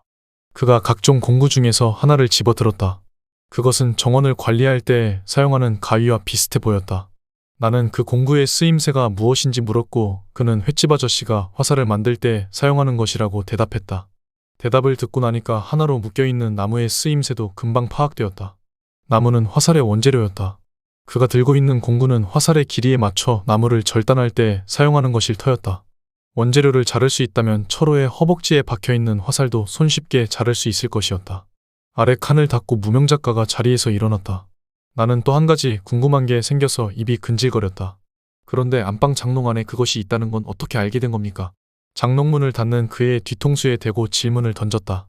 횟집을 운영하는 가족과 아무리 가까운 사이라 해도 언젠가는 떠나야 할 손님일 수밖에 없는 무명 작가가 한숨을 내쉬며 뒤돌아섰다. 굉장히 부끄러운 얘기지만 제가 이 집에 있는 여자와 사귀고 있거든요. 그의 말을 들으며 나는 가게에서 본 여자아이를 떠올렸다. 아무리 성숙해 보인다 해도 어린 나이는 감출 수 없었다. 지금 바깥에 세워져 있는 승합차 안에서 사경을 헤매고 있을 여자아이와 또래일 것 같은 외모였다. 철호와 비슷한 성향인 녀석이라고 생각하니까 갑자기 비위가 상했다. 나는 억지로 미소를 지었다. 아무리 낭만적인 사랑도 좋지만 두 사람이 사귀기엔 나이 차이가 너무 나는 거 아닌가요? 문제점을 대놓고 드러내자 그는 주머니에서 담뱃갑을 꺼냈다. 침대 옆에 있는 협탁 위에 재떨이와 라이터가 놓여 있었다. 조금이라도 양심이 있다면 미성년자를 건드린 범죄에 대해 고민이 많았을 터였다. 나는 어떤 식으로 변명할지 궁금증을 안고 그를 지켜보았다. 나이 차이가 많이 나죠. 처음 고백하고 나이를 밝힌 다음에 우리 둘 다 한숨을 내쉬었을 정도니까요. 그가 나에게도 담배를 권했다. 교통사고가 난 이후로 상황이 급박하게 돌아간 탓에 담배를 피울 생각조차 하지 못했다. 담배를 받으면서 나는 그가 꺼낸 말을 다시금 되짚어 보았다. 일부러 나이를 물어보지 않아도 그녀가 학생이라는 건 얼마든지 알 수 있었다. 가게에서 본 아이와 지금 내 눈앞에 있는 무명 작가 아저씨가 같은 고민을 하며 함께 한숨을 내쉬는 모습이 언뜻 어울리지 않았다. 그때는 큰 고민이었지만 지금은 어느 누가 뭐라 해도 서로 사랑하는 사이랍니다. 붕대로 지혈을 시켜놨으니까 조금 늦게 가도 철호는 괜찮을 것이었다. 나는 담배를 입에 물면서 협탁으로 걸어가 아래를 내려다보았다. 흔해 빠진 일회용 라이터에 남성유 게텔 상호와 전화번호가 찍혀 있었다. 딸내미를 건드렸는데도 이 집 아저씨 눈을 피해서 용케 살아남으셨네요. 비아냥대는 말투로 한마디 꺼낸 뒤 그 일회용 라이터를 집으려는데 그가 먼저 손을 뻗었다. 말씀을 듣다 보니까 뭔가 오해하고 계시는 것 같군요. 라이터를 집어든 무명 작가가 내 담배에 불을 붙여준 뒤 자기도 불을 붙였다. 제가 무슨 오해를 했다는 거죠?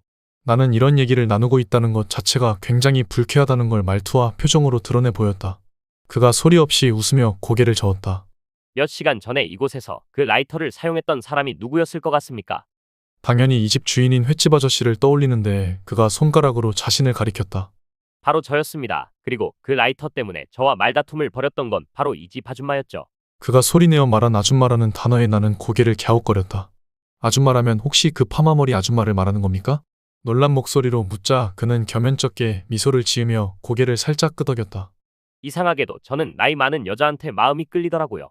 철호가 미성년자 강간 미수로 경찰서에 잡혀있다는 소식을 들었을 때보다 훨씬 더 놀라운 얘기였다. 그가 지금 사귀고 있다고 말한 여자는 내가 예상했던 여고생이 아니라 그녀의 엄마였다. 엄마의 외모는 그야말로 전형적인 시골 아줌마였다. 성적 매력이라곤 손톱의 때만큼도 찾아볼 수 없는 여자와 그는 매일 밤 미래를 즐겨왔다고 말하는 중이었다. 이 집 아저씨는 저녁만 먹고 나면 밖으로 싸돌아다니면서 술을 퍼마시더군요. 어차피 겨울엔 비수기이기 때문에 가게에 손님도 없으니까 마음껏 술 마시고 계집질하러 다니는 거죠. 얘기를 듣고 나서 나는 아저씨와 황마담의 관계에 대해서 물었다. 재떨이에 담뱃재를 털면서 그가 환하게 미소를 지었다.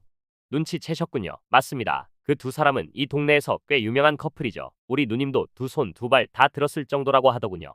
그는 황마담이 운영하는 술집이 어떤 곳인지도 말해주었다. 술집은 민박집이 모여있는 주택가의 외곽에 있었다. 맥주와 양주를 판다고 간판에 적어놓은 가게의 상호는 앵두였다. 앵두에선 술 말고 다른 것도 팔았다. 바로 황마담의 웃음과 몸이었다. 손님이 가게에 들어와 자리에 앉으면 그녀는 일단 옆에 바짝 붙어서 남자의 허벅지를 더듬는 것으로 장사를 개시했다. 그날 매상을 올리기 위한 준비 작업에 돌입하는 거죠. 무명작가의 입가에 미소가 맴돌았다. 좋은 느낌의 미소는 아니었다. 그의 얘기가 계속 이어져 나왔다. 앵두를 찾는 손님들은 다른 곳에서 술을 마시고 2차나 3차로 가는 경우가 대부분이었다. 얼큰하게 취기가 올라와 있는 상태에서 아랫도리를 공략하면 100이면 100 흥분 상태가 되기 마련이었다. 그렇게 맛만 보여주고 나서 황마담이 맥주와 양주 중 하나를 선택하게 만들면 손님들은 대부분 사나이 운운하며 호기롭게 양주를 시킨다는 것이었다. 싸구려 국산 양주 한 병에 20만 원을 받죠. 언뜻 비싼 것 같지만 황마담의 서비스를 생각하면 돈이 아깝지는 않을 거예요. 이렇듯 무명작가의 말투를 듣다 보니 약간 껄끄러운 기분이 들었다. 이유는 금방 찾을 수 있었다. 무명작가는 내가 그런 술집을 전혀 모를 거라는 전제를 깔아놓고 말하는 중이었고 나는 그 잘못된 전제로 인해 자존심이 약간 상했던 것이었다. 그의 생각과 달리 나도 앵두와 같은 술집에 가본 적이 있었다. 회사 근처에 있는 유흥가 안쪽에 그런 가게들이 다닥다닥 붙어 있었다. 신입사원을 환영한다는 취지로 모였던 회식 자리에서 3차인가 4차로 갔던 곳도 그런 가게였다. 비정규직이었던 나는 상사들에게 잘 보이고 싶은 마음에 끝까지 달렸고 그곳에서 원치 않은 행위까지 해야만 했다. 모든 사람이 보는 앞에서 옷을 홀딱 벗고 여자와 유사를 해보였던 것이다. 게임에서 진 벌칙으로 그런 짓을 벌인 것이었는데 지금 돌이켜봐도 그때 느꼈던 수치심이 그대로 떠올랐다. 그런 곳에서 그따위 경험을 하고 난 뒤 나는 사회생활이 어떤 것인지 몸소 깨닫게 되었다.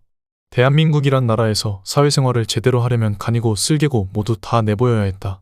정규직이 아니라면 더욱더 치열해야 했지만 나는 결국 그곳에서 해고 통보를 받고야 말았다. 사실 제가 이곳을 선택하게 된 건 군 생활을 근처에서 해봤기 때문이었습니다. 제대할 때까지 해안 초소에서 근무를 섰죠. 성수기가 언제고 비수기가 언젠지 잘 알고 있었답니다. 무명작가가 재떨이에 담배를 껐다. 그는 추억에 잠긴 듯한 눈빛으로 허공을 바라보았다. 병장 때 외박을 나와서 앵두에 가본 적도 있습니다. 그때도 황마담이 가게를 운영하고 있었죠. 당시 우리들 사이에서는 꽤 유명한 곳이었습니다. 맥주 한 병만 마셔도 군인들한테 몸을 준다는 소문이 파다했거든요. 군 생활 내내 그 소문을 들었으니 얼마나 궁금했겠습니까? 제대하고 나면 기회가 없을 것 같았어요. 믿져야 본전이라는 생각으로 앵두에 가봤습니다. 어떻게 됐습니까? 질문을 던지고 나서 나도 재떨이에 담배를 껐다. 그러면서 아까 횟집에서 본 황마담을 떠올려 보았다. 기본적으로 예쁜 얼굴이지만 속절없이 흘러간 세월은 어쩔 수 없었다.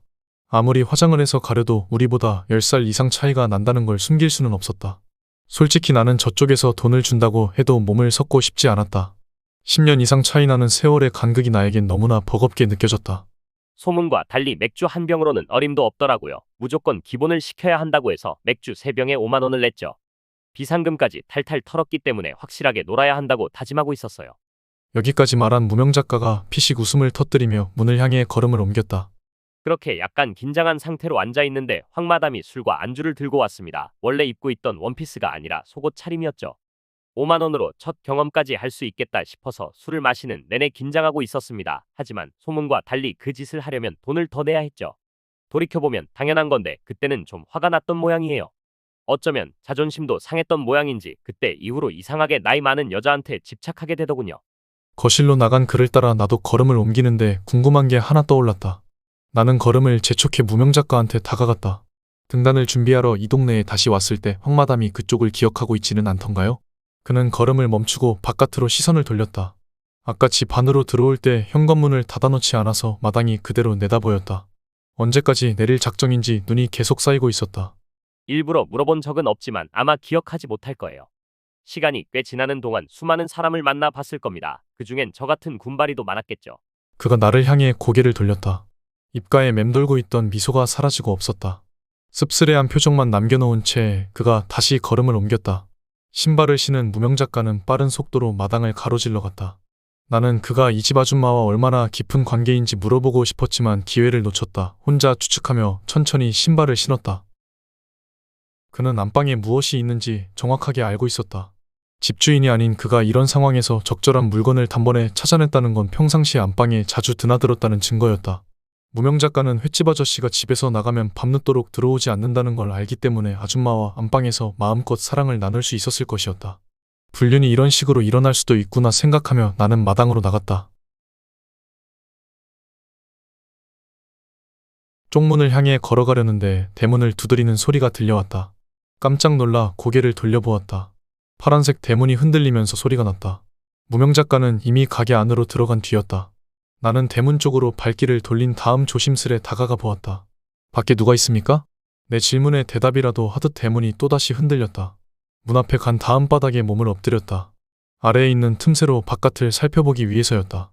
안 그래도 추운데 바닥에 쌓인 눈 때문에 한기가 훨씬 더 차갑게 느껴졌다. 추위를 참아가며 바깥을 내다보았다. 슬리퍼를 신고 있는 발이 문 앞에 나타났다. 발톱에 빨간색 매니큐어가 칠해져 있는 걸 보아하니 발의 주인공은 여자였다. 문제는 그것만으로 이 사람이 정상인지 비정상인지 판단할 수 없다는 점이었다. 나는 엎드린 자세로 주머니에서 휴대폰을 꺼냈다. 틈새로 휴대폰을 내밀어 사진을 찍은 뒤 확인해 볼 생각이었다. 만에 하나 정상임에도 불구하고 말할 수 없는 상태에 놓여 있다면 문을 열어줘야 할 것이었다. 희박한 가능성이지만 쉽게 무시해버릴 수가 없었다. 나는 계획대로 하기 위해 휴대폰을 손에 쥐고서 밖으로 내밀었다. 발의 위치를 고려해서 적당하게 내민 뒤 촬영 버튼을 눌렀다. 휴대폰에서 찰칵하고 셔터 소리가 났다. 휴대폰을 조금 더 내밀어서 한 장을 또 찍었다.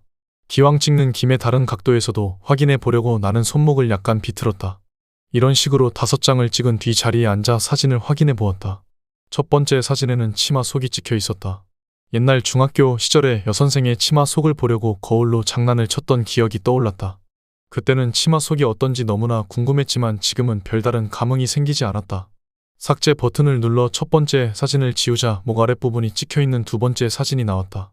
사진 속 주인공은 위에 아무것도 입고 있지 않았다. 탱탱해 보이는 젖가슴을 보면서 나는 군침을 꿀꺽 삼켰다. 제발 정상이었으면 좋겠다고 생각하며 다음 사진으로 넘어갔다. 세 번째 사진에는 주인공의 얼굴이 살짝 찍혀 있었다. 하지만 아무리 잘 찍어도 턱만 나올 수밖에 없는 각도였다. 나머지 2장의 사진에도 턱만 찍혀 있었다. 젠장, 얼굴을 확인해야 하는데. 혼잣말로 중얼거리면서 나는 밖에서 목격한 그들을 떠올려 보았다. 하나같이 멍한 표정에 초점 없는 시선으로 허공을 바라보고 있었다. 생기라곤 조금도 느껴지지 않는 얼굴로 그들은 우리를 따라왔다. 좀비 영화에 나오는 괴물들은 죽었음에도 살아 움직이는 시체였다. 이런 괴물을 전면에 내세운 감독들은 죽음에 직면한 주인공의 공포를 가중시키기 위해 몇 가지 장치를 만들어내곤 했다. 그중 한 가지가 감각에 대한 설정이었다. 죽었음에도 살아 움직이니까 거의 모든 감각도 정상인과 별다를 바 없이 작동할 거라는 것이었다. 그래서 수많은 좀비 영화 속 괴물들은 무언가를 보거나 듣고 또는 냄새를 맡아서 정상인이 어디에 있는지 알아냈다. 상상에서나 나올 법한 괴물은 그렇다 치고 현실에 나타난 괴물은 어떤 상태일까? 적어도 소리에 대해선 반응하는 모습을 직접 목격했다. 영화와 다른 점이라면 소리를 내서 다른 곳으로 쫓아낼 수 있다는 것이었다. 청각은 그렇다 치고 시각은 어떨까? 만약 저 바깥에 있는 놈들도 우리와 마찬가지로 볼 수 있다면 과연 이렇게 불을 켜놓는 게 좋은 것인지 의문이 들었다.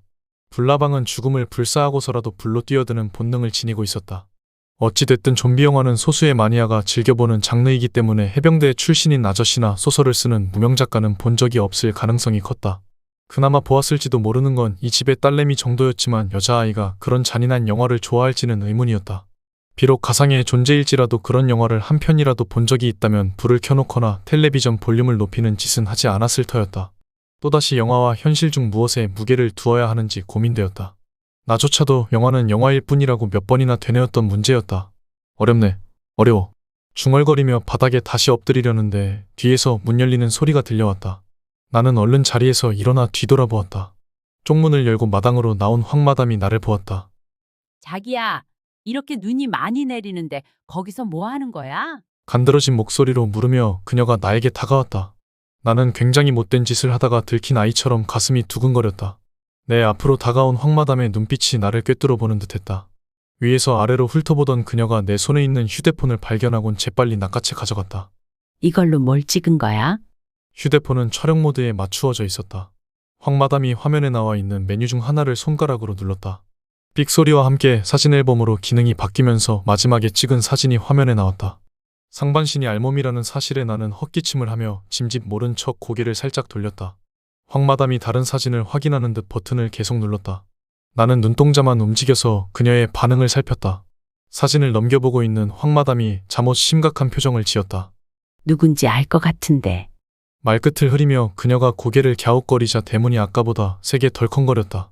뭔가 이상하다고 여기며 나는 다시 바닥에 엎드려 바깥을 내다보았다. 빨간색 매니큐어를 바른 발 옆에 또 다른 사람의 발이 나타났다. 발등에 털이 조금 나 있는 게 누가 봐도 남자 발이었다. 사진에 찍혀 있는 건 저 매니큐어겠지. 황마담도 어느새 나와 같은 자세로 바깥을 내다보았다. 나는 그녀의 질문에 맞다고 대답한 뒤 누군지 알겠냐고 물었다. 한숨을 내쉬며 황마담이 자리에서 일어났다. 털난 발은 누군지 모르겠지만 저 매니큐어는 베트남에서 시집온 새댁인 것 같아.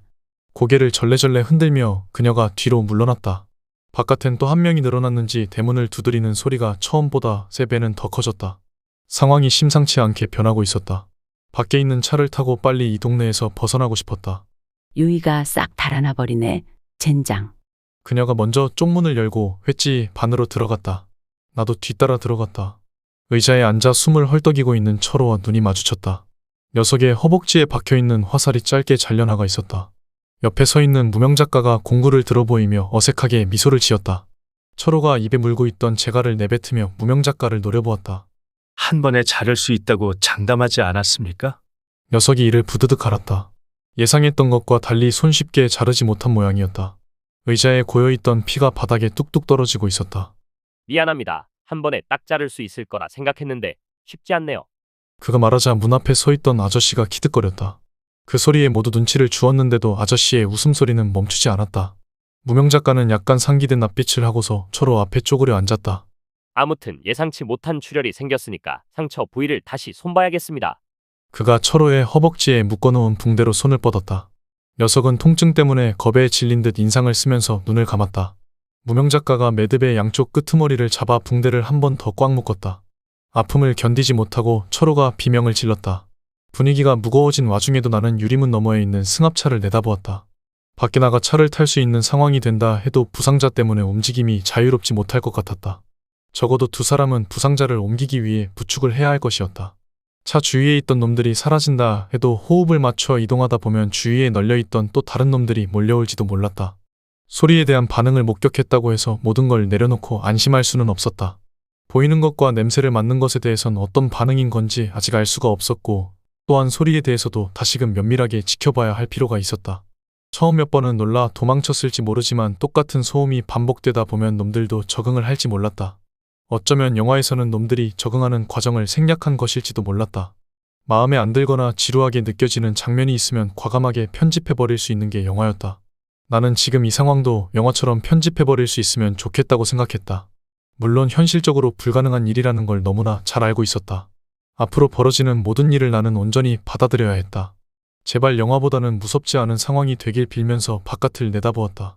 수많은 비급 공포영화 속 주인공이 무모한 도전을 시도하다가 상황을 악화시키곤 했다. 그런 영화를 참고해보면 밖에 나가 차를 타고 도망치는 것도 시기상조라는 결론이 나왔다.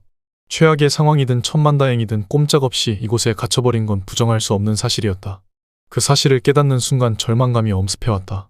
현실의 무게를 내가 과연 감당해낼 수 있을지 의문이 들었다. 이건 회사에서 해고된 것하고는 전혀 다른 상황이었다. 생각하면 할수록 절망감에 빠져들었다. 누군가가 가슴을 누르는 것처럼 답답해졌다. 숨이라도 깊게 들이마시려는데 텔레비전 소리가 그것마저 방해했다. 고개를 돌려보니 비급 액션 영화가 아직도 나오고 있었다. 근육질인 남자 주인공 옆에는 늘씬한 미녀도 함께 서 있었다. 금발의 미녀는 비키니 수영복에 밍크코트 차림으로 기관총을 쏘아대고 있었다. 크렘린 궁전을 배경으로 하얗게 쌓이고 있는 눈 위에 적들이 쓰러졌다. 그 장면을 보고 있다가 나는 옷과 머리카락이 축축하게 젖었다는 걸 깨달으며 몸을 부르르 떨었다. 이대로 그냥 가만히 있다간 나도 독감에 걸릴지 모른다는 공포가 엄습해왔다. 아무리 몸이 건강하다 해도 이 정도 추위라면 무슨 일이 벌어질지 알 수 없었다. 나는 황급히 옷을 털고 나서 머리카락에 남아있는 물기를 제거하기 위해 고개를 숙였다. 지금 당장 수건이 없는 관계로 손을 최대한 많이 사용해야 했다. 열심히 머리카락을 털고 있는데 깊고 무거운 한숨 소리가 들려왔다. 문 앞에 있는 아저씨가 내뱉은 것이었다. 눈이 졸라 많이 쌓이고 있어. 밤새 내리면 어떡하지? 아저씨가 수영이와 무명작가 그리고 나를 번갈아 보았다. 나는 계속 머리카락을 털었다. 너희들 모두 내 부탁을 들어주기로 약속한 거 기억나지? 이곳에 들어오기 위해 그런 약속을 한 적이 있었다. 나는 무슨 일을 시키려고 저러나 싶어 불안한 마음으로 무명작가를 보았다. 외부인인 우리와 마찬가지로 이곳에 머무르고 있던 무명작가도 아저씨의 부탁을 들어줘야 하는 처지인 듯했다. 눈짓으로 지목당한 우리 모두 아저씨를 향해 몸을 돌렸다. 우리가 뭘 어떻게 하기를 원하는 거죠? 수영이가 묻자 아저씨의 시선이 바깥으로 향했다. 지금 우리한테 가장 중요한 건 무기야. 그 무기 위에 지금 눈이 쌓이고 있어. 목표물에 맞은 것도 있지만 불발이 되어 땅에 떨어진 것도 많았다. 아저씨는 우리에게 그 화살을 주워 오라고 명령을 내렸다. 바깥은 생각보다 훨씬 더 위험한 상황이었다. 파란색 대문을 두드리던 놈들을 떠올리며 나는 아저씨한테 한 발짝 가까이 다가갔다. 텔레비전에서 나오던 기관총 소리가 갑자기 멈췄다. 다른 장면으로 바뀐 모양이라고 생각하며 곁눈질해 보았다. 영화 속 장면이 아니라 진짜 뉴스 스튜디오였다. 저 자식이 왜 아나운서 자리에 앉아 있는 거야? 통증 때문에 찡그린 얼굴로 철호가 텔레비전을 보았다. 수영이는 놀란 듯하면서도 친구가 무사하다는 걸 확인해서 그런지 입가에 미소가 걸렸다. 곁눈질해 보았을 때는 아나운서인 줄 알았는데 다시 보니까 박 기자였다. 그는 현장에서 가장 가까운 방송국으로 피신한 상태이며 생각보다 상황이 열악해진 관계로 자신이 대신 이 자리에 앉게 되었다고 설명했다. 아마도 아나운서 등 다른 사람들은 이미 방송국을 떠난 모양이었다. 추측건대 방송국 안에서도 비슷한 일이 벌어졌을 가능성이 컸다. 다양한 직종을 가진 사람들이 일하고 있는 곳이었다. 박 기자는 옷도 제대로 갈아입지 못한 채 자리에 앉아 있었다. 보건복지부 앞에서 소식을 전해주었을 때하고 똑같은 복장이었다. 나는 머리카락을 털던 손동작을 멈추고 텔레비전에 집중했다. 다른 사람들도 숨죽인 채 박 기자가 무슨 말을 할지 기다렸다. 약간 멍한 눈빛인 그가 자세를 고치며 목을 가다듬었다. 지금 현재 사용할 수 있는 방송국 전파가 이것밖에 남지 않았습니다. 혹시 영화를 보고 계시던 시청자 여러분은 양해해 주시기 바랍니다.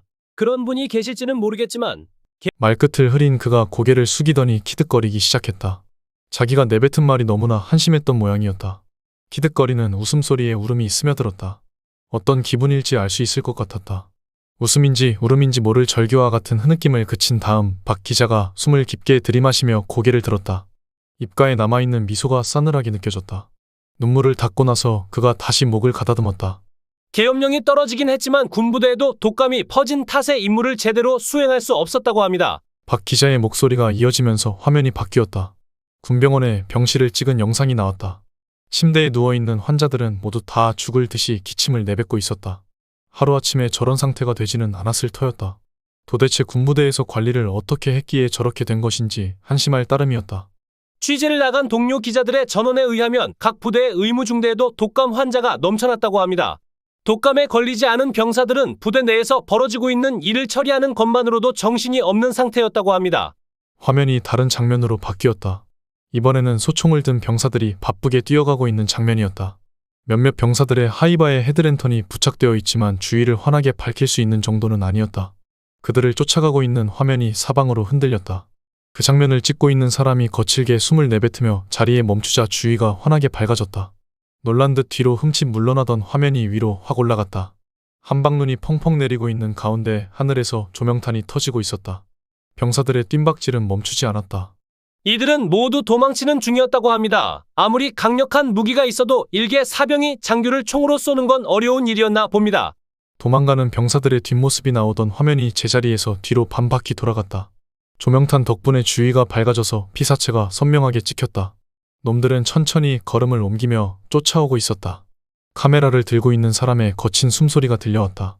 촬영하면서 소리도 함께 녹음된다는 걸 모를 리 없을 텐데도 호흡을 조절할 생각은 하지도 않은 채 줌 버튼을 눌렀다. 놈들 중 하나의 얼굴이 크게 잡혔다. 멍한 눈빛으로 입을 해벌린 사단장의 얼굴에는 어떠한 표정도 드러나 있지 않았다. 명령을 내려야 하는 사람들도 독감 바이러스를 피하지는 못했다. 많은 장교들이 사단장의 뒤를 따랐다. 이렇듯 엉망이 되었다곤 해도 아직 희망은 남아있다고 합니다. 박 기자가 말하자 미사일을 찍은 장면으로 화면이 바뀌었다. 미사일 표면에는 미군에서 만들었으며 그들의 소유라는 마크가 선명하게 찍혀 있었다. 주한미군은 현재 독감이 가장 많이 확산된 지역을 중심으로 미사일을 발사할 계획이라고 하는데요. 과연 이번 사태의 해결책이 될 수 있을지 앞으로 귀추가 주목되고 있습니다. 화면이 바뀌어 박 기자가 다시 나왔다. 확신에 차있던 목소리와 달리 그는 울상을 짓고 있었다. 시선은 카메라를 똑바로 보지 않고 약간 위를 향해 있었다. 방송국 카메라 위쪽에는 프롬프터가 설치되어 있어서 뉴스를 진행하는 사람이 수시로 그걸 확인한다는 것 정도는 나도 알고 있었다. 박 기자의 표정은 그 모니터에 나와 있는 내용에 대한 반응인 것 같았다. 문제는 좋은 내용이 아닌 것 같다는 점이었다. 그는 쉽게 말을 잇지 못했다. 왜 아무 말도 하지 않는 거야? 젠장, 뭐라고 빨리 말해봐. 철호가 텔레비전을 향해 버럭 소리를 질렀다. 아무 말도 하지 않는 박 기자 때문에 답답하긴 나도 마찬가지였다. 도대체 무슨 내용이기에 저러는지 너무나 궁금했다. 박 기자의 시선이 아래로 내려와 카메라를 똑바로 응시했다. 주한미군의 미사일 탄착 지점이 어느 곳인지 속보로 들어왔습니다. 발사 준비를 마칠 때까지 별다른 변동사항이 없다면 거의 확실하다고 합니다. 방송국에 남아있는 그래픽 담당자가 알아보기 쉽게 작업하는 동안 광고를 보도록 하겠습니다. 침울한 표정의 박 기자가 사라지고 경쾌한 음악과 함께 광고가 나왔다. 이자가 엄청 싸니까 안심하고 돈을 빌려 가라는 내용의 노래를 귀여운 외모의 캐릭터들이 불렀다. 그걸 보고 있던 아저씨가 거친 음성으로 아줌마를 불렀다. 이봐 라고 호칭된 아줌마가 아저씨를 향해 눈을 흘겼다. 왜요? 뉴스 나올 때까지 소리 좀 꺼놔. 저런 광고는 보고 싶지도 않고 듣고 싶지도 않으니까 말이야. 그 말엔 나도 찬성이었다. 저런 대출 광고가 버젓이 텔레비전을 통해 나온다는 사실이 예전부터 마음에 들지 않았다. 세상이 종말을 향해 치닫고 있는 와중에도 돈만 있으면 살아남을 수 있다고 선전하는 것 같았다. 모르긴 몰라도 진짜 그런 경우가 있지 않을까 싶었다. 지금쯤 돈 많은 인간들은 철옹성 같은 집 안에 들어앉아 외부에서 침입할 수 있는 모든 걸 막으며 이 사태가 지나가길 기다리고 있을 것이었다. 바이러스까지 완벽하게 막아내기 위해선 얼마나 많은 돈이 필요할까. 영화 같은 현실을 해결하기 위한 방법도 결국엔 돈이었다. 돈이 없는 사람들은 뭘 해도 극복할 수 없을 거라는 절망감에 나는 고개를 숙였다. 아줌마가 음소거 버튼을 눌렀다. 돈을 세고 있던 광고 속 남자의 웃음소리가 사라졌다. 너희들 내가 부탁한 거 있지 않았겠지? 아저씨가 미닫이문을 살짝 열었다. 나는 고개를 들어 그 모습을 보았다. 참 부질없어 보였다. 살려고 아등바등해봐야 아무 소용도 없다는 걸 저 아저씨는 아직 깨닫지 못한 모양이었다. 나라도 알려주고 싶은 마음에 걸음을 옮기자 아저씨가 나를 향해 고개를 돌렸다. 밖에 나가서 화살을 최대한 많이 확보해서 가지고 와야 돼. 웃기지 말라고 말하려는데 수영이가 내 어깨를 붙잡았다. 걸음을 멈추고 그를 보았다. 미간에 잡혀있는 주름을 보아하니 짜증이 나는 걸 억지로 참고 있는 듯했다. 아저씨, 우리가 여기 들어오기 전에 부탁을 들어주기로 약속한 건 알고 있습니다. 알고 있으면 딴소리하지 말고 어서 나가기나 해. 아저씨가 목청을 높이는 사이에 무명작가도 우리 옆으로 다가왔다. 수영이가 대표로 한 발짝 앞으로 나섰다. 지금 어떤 상황인지 아시지 않습니까? 독감에 걸리면 죽음으로 이어진단 말입니다. 오랜 시간 밖에 나가 있다가 자칫 잘못해서 바이러스에 감염이라도 된다면 어떻게 합니까? 새파랗게 젊은 놈들이 이 정도 추위 때문에 벌벌 떠는 거야? 그건 아니라고 반박하는 대신 나는 양복 윗도리에 옷깃을 여몄다. 춥긴 추운 날씨였다. 이곳에 들어오기 전에 바깥을 돌아다녔던 걸 떠올리면 아직도 독감에 걸리지 않은 게 천운이라 여겨질 정도였다. 추운 날씨는 그렇다 치고 지금 바깥에는 바이러스 보균자들이 돌아다니고 있습니다. 그들과 마주치면 무슨 일이 벌어지게 될지 아무도 알 수 없단 말입니다. 참아보려고 했지만 그래도 할 말은 해야겠기에 나도 반대 의견을 던졌다. 아저씨가 성난 얼굴로 우리를 노려보았다. 나는 즉시 입을 다물었다. 이럴 줄 알았어? 내 놈들이 이렇게 나올 줄 진작 알았다고. 그가 뒷걸음쳐서 활과 화살통이 있는 곳으로 갔다. 뭐하는 짓인가 싶어 가만히 보고 있는데 무릎을 굽히더니 화살통 안으로 손을 집어넣었다. 비어있는 줄 알았던 통 안에서 아저씨가 짧은 화살을 2개나 꺼내 들었다. 일반적인 화살과 비교해서 길이가 절반밖에 되지 않았다. 나는 그것이 영화에서 봤던 편전이라는 걸 금방 알아챘다. 그리고 그 편전의 위력을 완벽하게 재현해내려면 통화라 불리는 도구가 있어야 한다는 것도 알고 있었다. 하지만 지금은 통화가 없는 상태라서 짧은 길이의 편전을 그냥 활시 위에 건 뒤 우리를 향해 겨누었다. 너희들은 모르겠지만 이 짧은 화살을 효과적으로 쏘려면 도구가 하나 더 필요해. 그걸 이용하면 위력도 세지고 사거리도 길어지지만 지금은 그게 없어서 밖에 있는 놈들을 제압하기엔 부족한 상태야. 하지만 이 정도 짧은 거리에 있는 목표물은 충분히 제압할 수 있지. 아저씨는 한 놈만 걸리라는 듯 목표물을 빠르게 바꾸었다. 우리 세 사람은 동시에 손을 들고 뒤로 물러났다. 무섭게 번뜩이는 아저씨의 눈빛을 보아하니 여차하면 진짜로 활시위를 놓아버릴 기세였다. 수영이와 나를 향했던 화살촉이 무명작가 쪽으로 움직였다. 내 놈이 내 마누라와 무슨 짓을 하는지 다 알고 있어. 무명작가는 손을 더욱더 높이 올렸고 아줌마는 놀란 듯 눈을 크게 떴다. 약속과 상관없이 너를 죽이고 싶지만 지금은 일단 참아주겠어. 자기 대신 움직일 수 있는 사람이 필요했을 것이다. 그는 우리를 사지에 몰아넣으려 하고 있었다. 잠시나마 포기하고 싶었던 삶의 욕구가 새삼스레 강해지는 걸 느꼈다. 나는 아등바등해서라도 살고 싶어졌다. 여기서 어떻게든 버티고 있으면 주한미군이 우리를 도와주러 올 거야. 너희도 봐서 알겠지만 국군은 이미 끝났어. 우리의 희망은 오로지 미군밖에 없다고. 뭐라고 반박하고 싶었지만 텔레비전에서 보았던 장면들이 떠오르자 할 말이 없어졌다. 아저씨는 활로 우리를 겨누면서 옆으로 움직인 뒤 미닫이 문을 발로 밀었다. 조금 열어놓았던 문이 활짝 열렸다. 고갯짓으로 바깥을 가리키면서 아저씨가 우리에게 나가라고 명령을 내렸다. 수영이가 먼저 나가고 나서 다음으로 내가 밖으로 나갔다. 무명작가까지 밖으로 나오자 아저씨는 문을 4분의 3 정도 닫았다. 그는 여전히 활로 우리를 겨누고 있었다. 화살을 줍지 않으면 어차피 안으로 들어갈 수 없었다. 나는 앞서 걸어가고 있는 수영이에게 다가갔다. 방금 봤던 그 짧은 화살 말이야. 뭐라고 부르는 줄 아냐? 수영이는 전혀 궁금하지 않다는 듯 이런 방구 대꾸도 없이 걸음만 옮겼다. 뒤이어 밖으로 나온 무명작가가 나에게 다가왔다. 편전이라고 부르죠. 그는 이어서 나도 알고 아저씨도 알고 있는 관련 정보를 말해주었다. 별로 듣고 싶은 설명은 아니었다. 나는 아무런 대꾸 없이 차가 세워져 있는 곳으로 고개를 돌렸다. 가게 안에 있을 때는 미처 보지 못했던 상황이 지금 시야에 포착되었다. 지금이라면 차에 탈 수 있을 것 같은데 차 주위에 모여있던 복윤자들이 지금은 하나도 보이지 않았다. 문 앞에서 아저씨와 옥신각신하고 있을 때 어디론가 흩어져 버린 모양이었다. 장담컨대 이런 기회가 자주 찾아오지는 않을 것이었다. 배터리가 아직 방전되지는 않았을 거야. 그렇지. 수영아. 수영이도 고개를 끄덕이며 긍정적인 반응을 보였지만 무명작가는 눈살을 찌푸리며 고개를 저었다. 저도 지금 당장 저 차를 타고 이 동네에서 도망치고 싶지만 가게에 남아있는 당신들 친구를 아저씨가 어떻게 처리할지 걱정되네요. 그러고 보니 철호는 아직 가게 안에 남아있었다. 어떻게 보면 우리가 일을 제대로 할 수 있도록 아저씨가 볼모로 붙잡아 놓은 셈이었다. 저 아저씨가 보기보다 그렇게 쉬운 상대는 아닐 겁니다. 무명작가의 주제넘은 걱정과 상관없이 나는 당장 도망치고 싶었다. 만약 나 혼자였다면 벌써 차에 올라탄 뒤 핸들을 붙잡았을 테지만 현실은 내가 원하는 대로 할 수가 없었다. 수영이도 결국 철호 때문에 섣불리 결정을 내리지 못하는 눈치였다. 그 녀석은 이런 급박한 상황에서도 내 발목을 붙잡고 말았다. 하여간 한 번 골칫덩어리는 영원한 골칫덩어리였다. 어떻게 해야 할지 망설이고 있는 와중에도 눈은 자꾸만 쌓였다.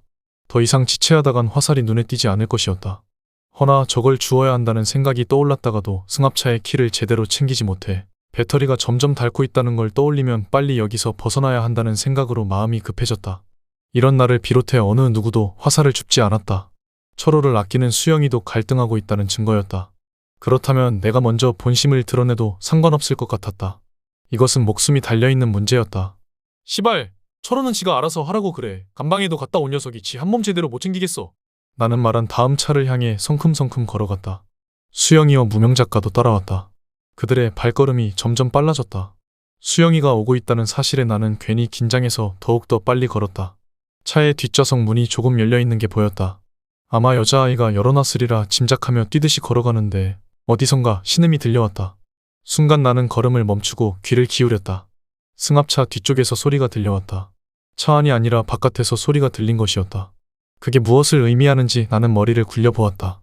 혹시 그 아이도 독감에 걸려서 죽었다가 되살아난 게 아닐까? 나 혼자 중얼거리는데 승합차 뒤쪽에서 검은 그림자가 꾸물꾸물 일어났다. 내 옆으로 다가온 수영이가 휴대폰으로 그림자를 비춰보았다. 혹시나 했던 일이 진짜로 벌어졌다. 뒷좌석에 있어야 할 여자아이가 멍한 눈빛으로 허공을 바라보고 있었다. 야, 쟤 좀 다른 데로 유인해봐. 수영이가 꺼낸 말에 나는 눈을 크게 뜨고서 그를 보았다. 너 뭐 하려고?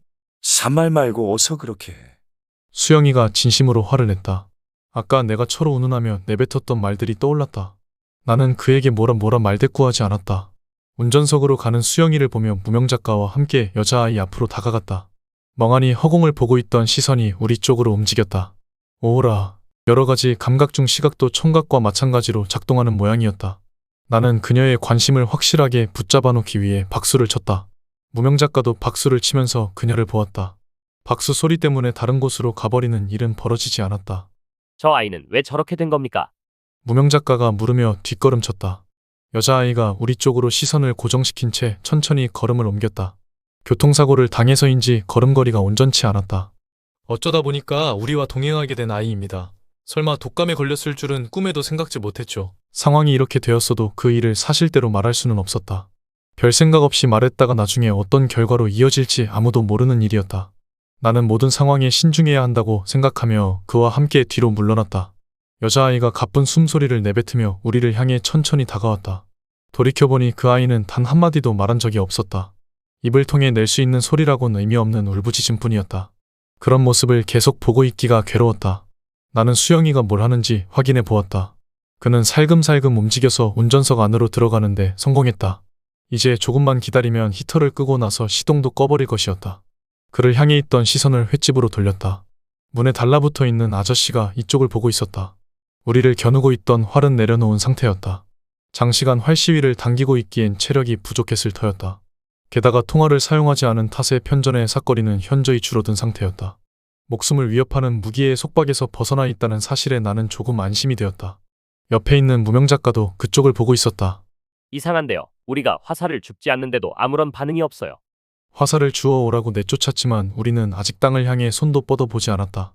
그런 우리를 보고 있던 아저씨가 가게 안에 있는 누군가와 대화를 나누는 듯하다가 다시 바깥으로 시선을 돌렸다.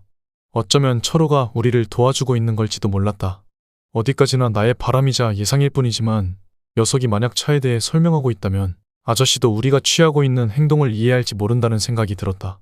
무엇보다 여러 사람이 탈 수 있는 승합차라는 점이 현재의 상황에선 중요한 요소로 작용하지 않을까 싶었다. 지금 밖에 나와 있는 우리와 안에 있는 그들 모두 탈 수 있는 크기였다. 안에서 벌어지고 있는 일이 제발 예상했던 것과 일치했으면 좋겠다고 여기며 나는 다시 여자아이를 보았다. 우리에게 다가오고 있는 여자아이의 움직임은 매우 느렸다. 21세기 들어와서 무척 빨라진 공포영화 속 괴물과 달리 현실의 괴물은 지난 세기에 머물러 있었다. 좀비라는 존재가 만들어져 공포영화에서 활용되기 시작했을 때는 요즘처럼 빨리 달리거나 아크로바틱한 액션을 취하지 않았다. 그때 만들어졌던 공포영화 속 괴물은 느리게 움직였다. 그럼에도 불구하고 괴물을 두려워했던 건 놈들이 살아 움직이는 시체라는 점 때문이었다. 그 어떤 것보다 그걸 잊어선 안 된다고 생각하는데 수영이가 차에 시동을 껐다. 나는 머리에 쌓여있는 눈을 털면서 옆으로 방향을 바꾸었다. 이제 수영이와 합류해서 다음에 무엇을 해야 할지 의논을 나눠야 할 차례가 되었다. 복균자로 변한 여자아이와 적당히 거리를 유지하면서 걸음을 옮겼다. 수영이도 주위를 둘러보며 우리에게 다가왔다. 원래 저 아저씨 지금 뭐하고 있는 거야? 걸음을 멈춘 수영이가 횟집을 보고 있었다. 나도 고개를 돌려보니 다시금 활 시위를 당기고 있는 아저씨의 모습이 눈에 띄었다. 문제는 아저씨의 활이 우리가 아닌 안쪽 어딘가를 향하고 있다는 점이었다. 지금 저 안에 있는 사람은 모두 5명이었다. 아저씨와 아줌마, 2사람의 딸내미와 술집 헝마담, 그리고 철호가 저 안에 있었다. 활의 주인인 아저씨를 제외하고 4명 중 어느 누가 위협을 받고 있는지 여기서는 보이지 않았다. 수영이는 무조건 확인해 봐야 한다고 말하며 횟집으로 걸어갔다. 그가 왜 저러는지 충분히 이해할 수 있었다. 아무리 많은 경우에 술을 만들어 봐도 아저씨가 활로 위협할 수 있는 건 한 사람밖에 없었다. 설마 자기 마누라와 딸한테 저러진 않을 것이었다. 말도 안 되는 남자와 바람을 피웠다 해도 마누라는 마누라였다. 게다가 딸이 보는 앞에서 그런 행동을 하지는 못할 것이었다. 2사람이 아니라면 황마담은 어떨까? 그녀는 마누라 이상으로 아저씨에게 소중한 존재일 것이었다. 무명작가는 아저씨와 황마담을 이 동네에서 꽤 유명한 커플이라고 소개했었다. 그렇다면 5명 중 제일 유력한 사람으로 철호만 남게 되는 것이었다. 젠장, 아픈 애한테 왜 저러는 거야? 수영이가 뿌드득 이를 갈았다. 아저씨가 활로 철호를 위협해 횟집 밖으로 내몰고 있는 모습이 시야에 들어왔다. 다리를 절뚝거리며 걷고 있는 철호가 심하게 기침을 하고 있었다. 목이 간지러워서 가볍게 내뱉는 기침이 아니었다. 아저씨가 왜 저러는지 확실하게 이해되었다. 어느 순간인지는 모르겠지만 철호도 독감에 걸려버린 것이었다. 항복했다는 뜻인지 녀석은 두 손을 들고 있었다. 그런 녀석을 쫓아내기 위해 황마담이 미닫이 문을 활짝 열었다. 아저씨가 고개를 까딱거리며 바깥을 가리켰다. 차를 타고 가봐야 독감으로부터 벗어날 수는 없어. 우리는 여기서 주한미군을 기다리고 있을 거야. 그러니까 차를 타고 도망을 치든 말든 너희들 마음대로 해. 아저씨 목소리가 쩌렁쩌렁 울렸다. 철호가 바깥으로 나오자마자 황마담은 한치의 망설임도 없이 미닫이 문을 닫았다. 녀석은 기침을 하지 않으려고 억지로 참으면서 우리가 있는 곳으로 걸어왔다. 애초부터 우리와 일행이 아니었던 무명작가는 한 발짝 옆으로 떨어졌다. 저 사람을 어떻게 할 작정입니까? 무명작가가 수영이에게 질문을 던졌다. 나도 묻고 싶었던 것이기에 그의 대답을 기다렸다. 그는 지금 분노에 사로잡힌 표정으로 얼굴이 시뻘겋게 달아올라 있었다. 내리는 눈을 금방이라도 녹여버릴 것 같은 열기의 분노였다. 내가 뭐라고 대답하길 원하는 건데 시발 나는 어떤 경우라도 친구를 배신하지 않아. 무명작가를 향해 더 이상 존댓말을 쓰지 않았다. 자신의 뜻을 분명하게 밝힌 수영이가 외투를 벗으며 철호에게 다가갔다. 철호는 몇 발짝 걸어오다가 바닥에 무릎을 꿇었다.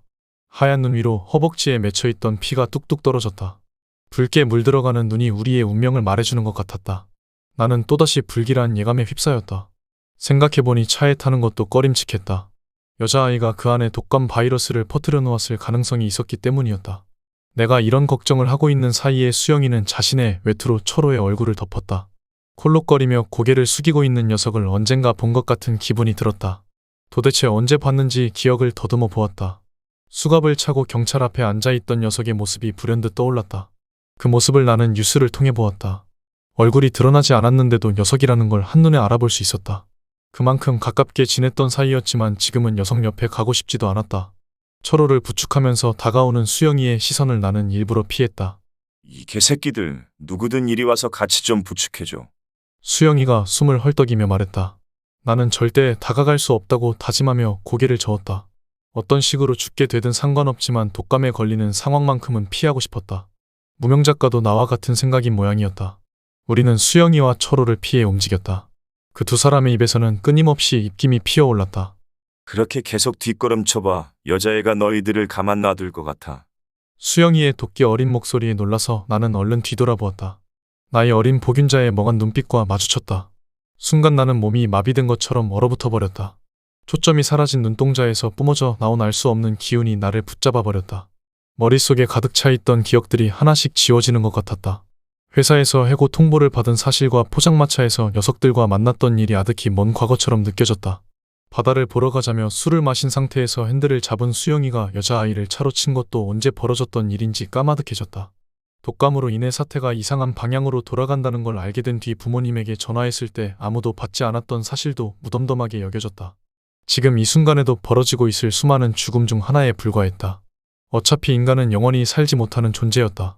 나도 그만 복잡한 생각을 멈추고 머리를 깨끗하게 비워버리고 싶어졌다. 희망이 사라진 시대에서 구차하게 목숨을 유지해봐야 고통만 가중될 것이었다.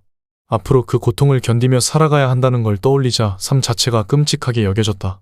그렇다면 이제 그만 모든 걸 내려놓는 것도 좋지 않을까 자문하며 여자아이에게 다가갔다. 차라리 독감에 걸려 죽고 나면 아무런 고통도 느끼지 못하는 존재로 다시 태어날 것이었다. 고통스러운 현실을 감내하느니 그게 더 낫지 않을까 싶기도 했다. 어떻게 하면 금방 독감에 감염될 수 있을까?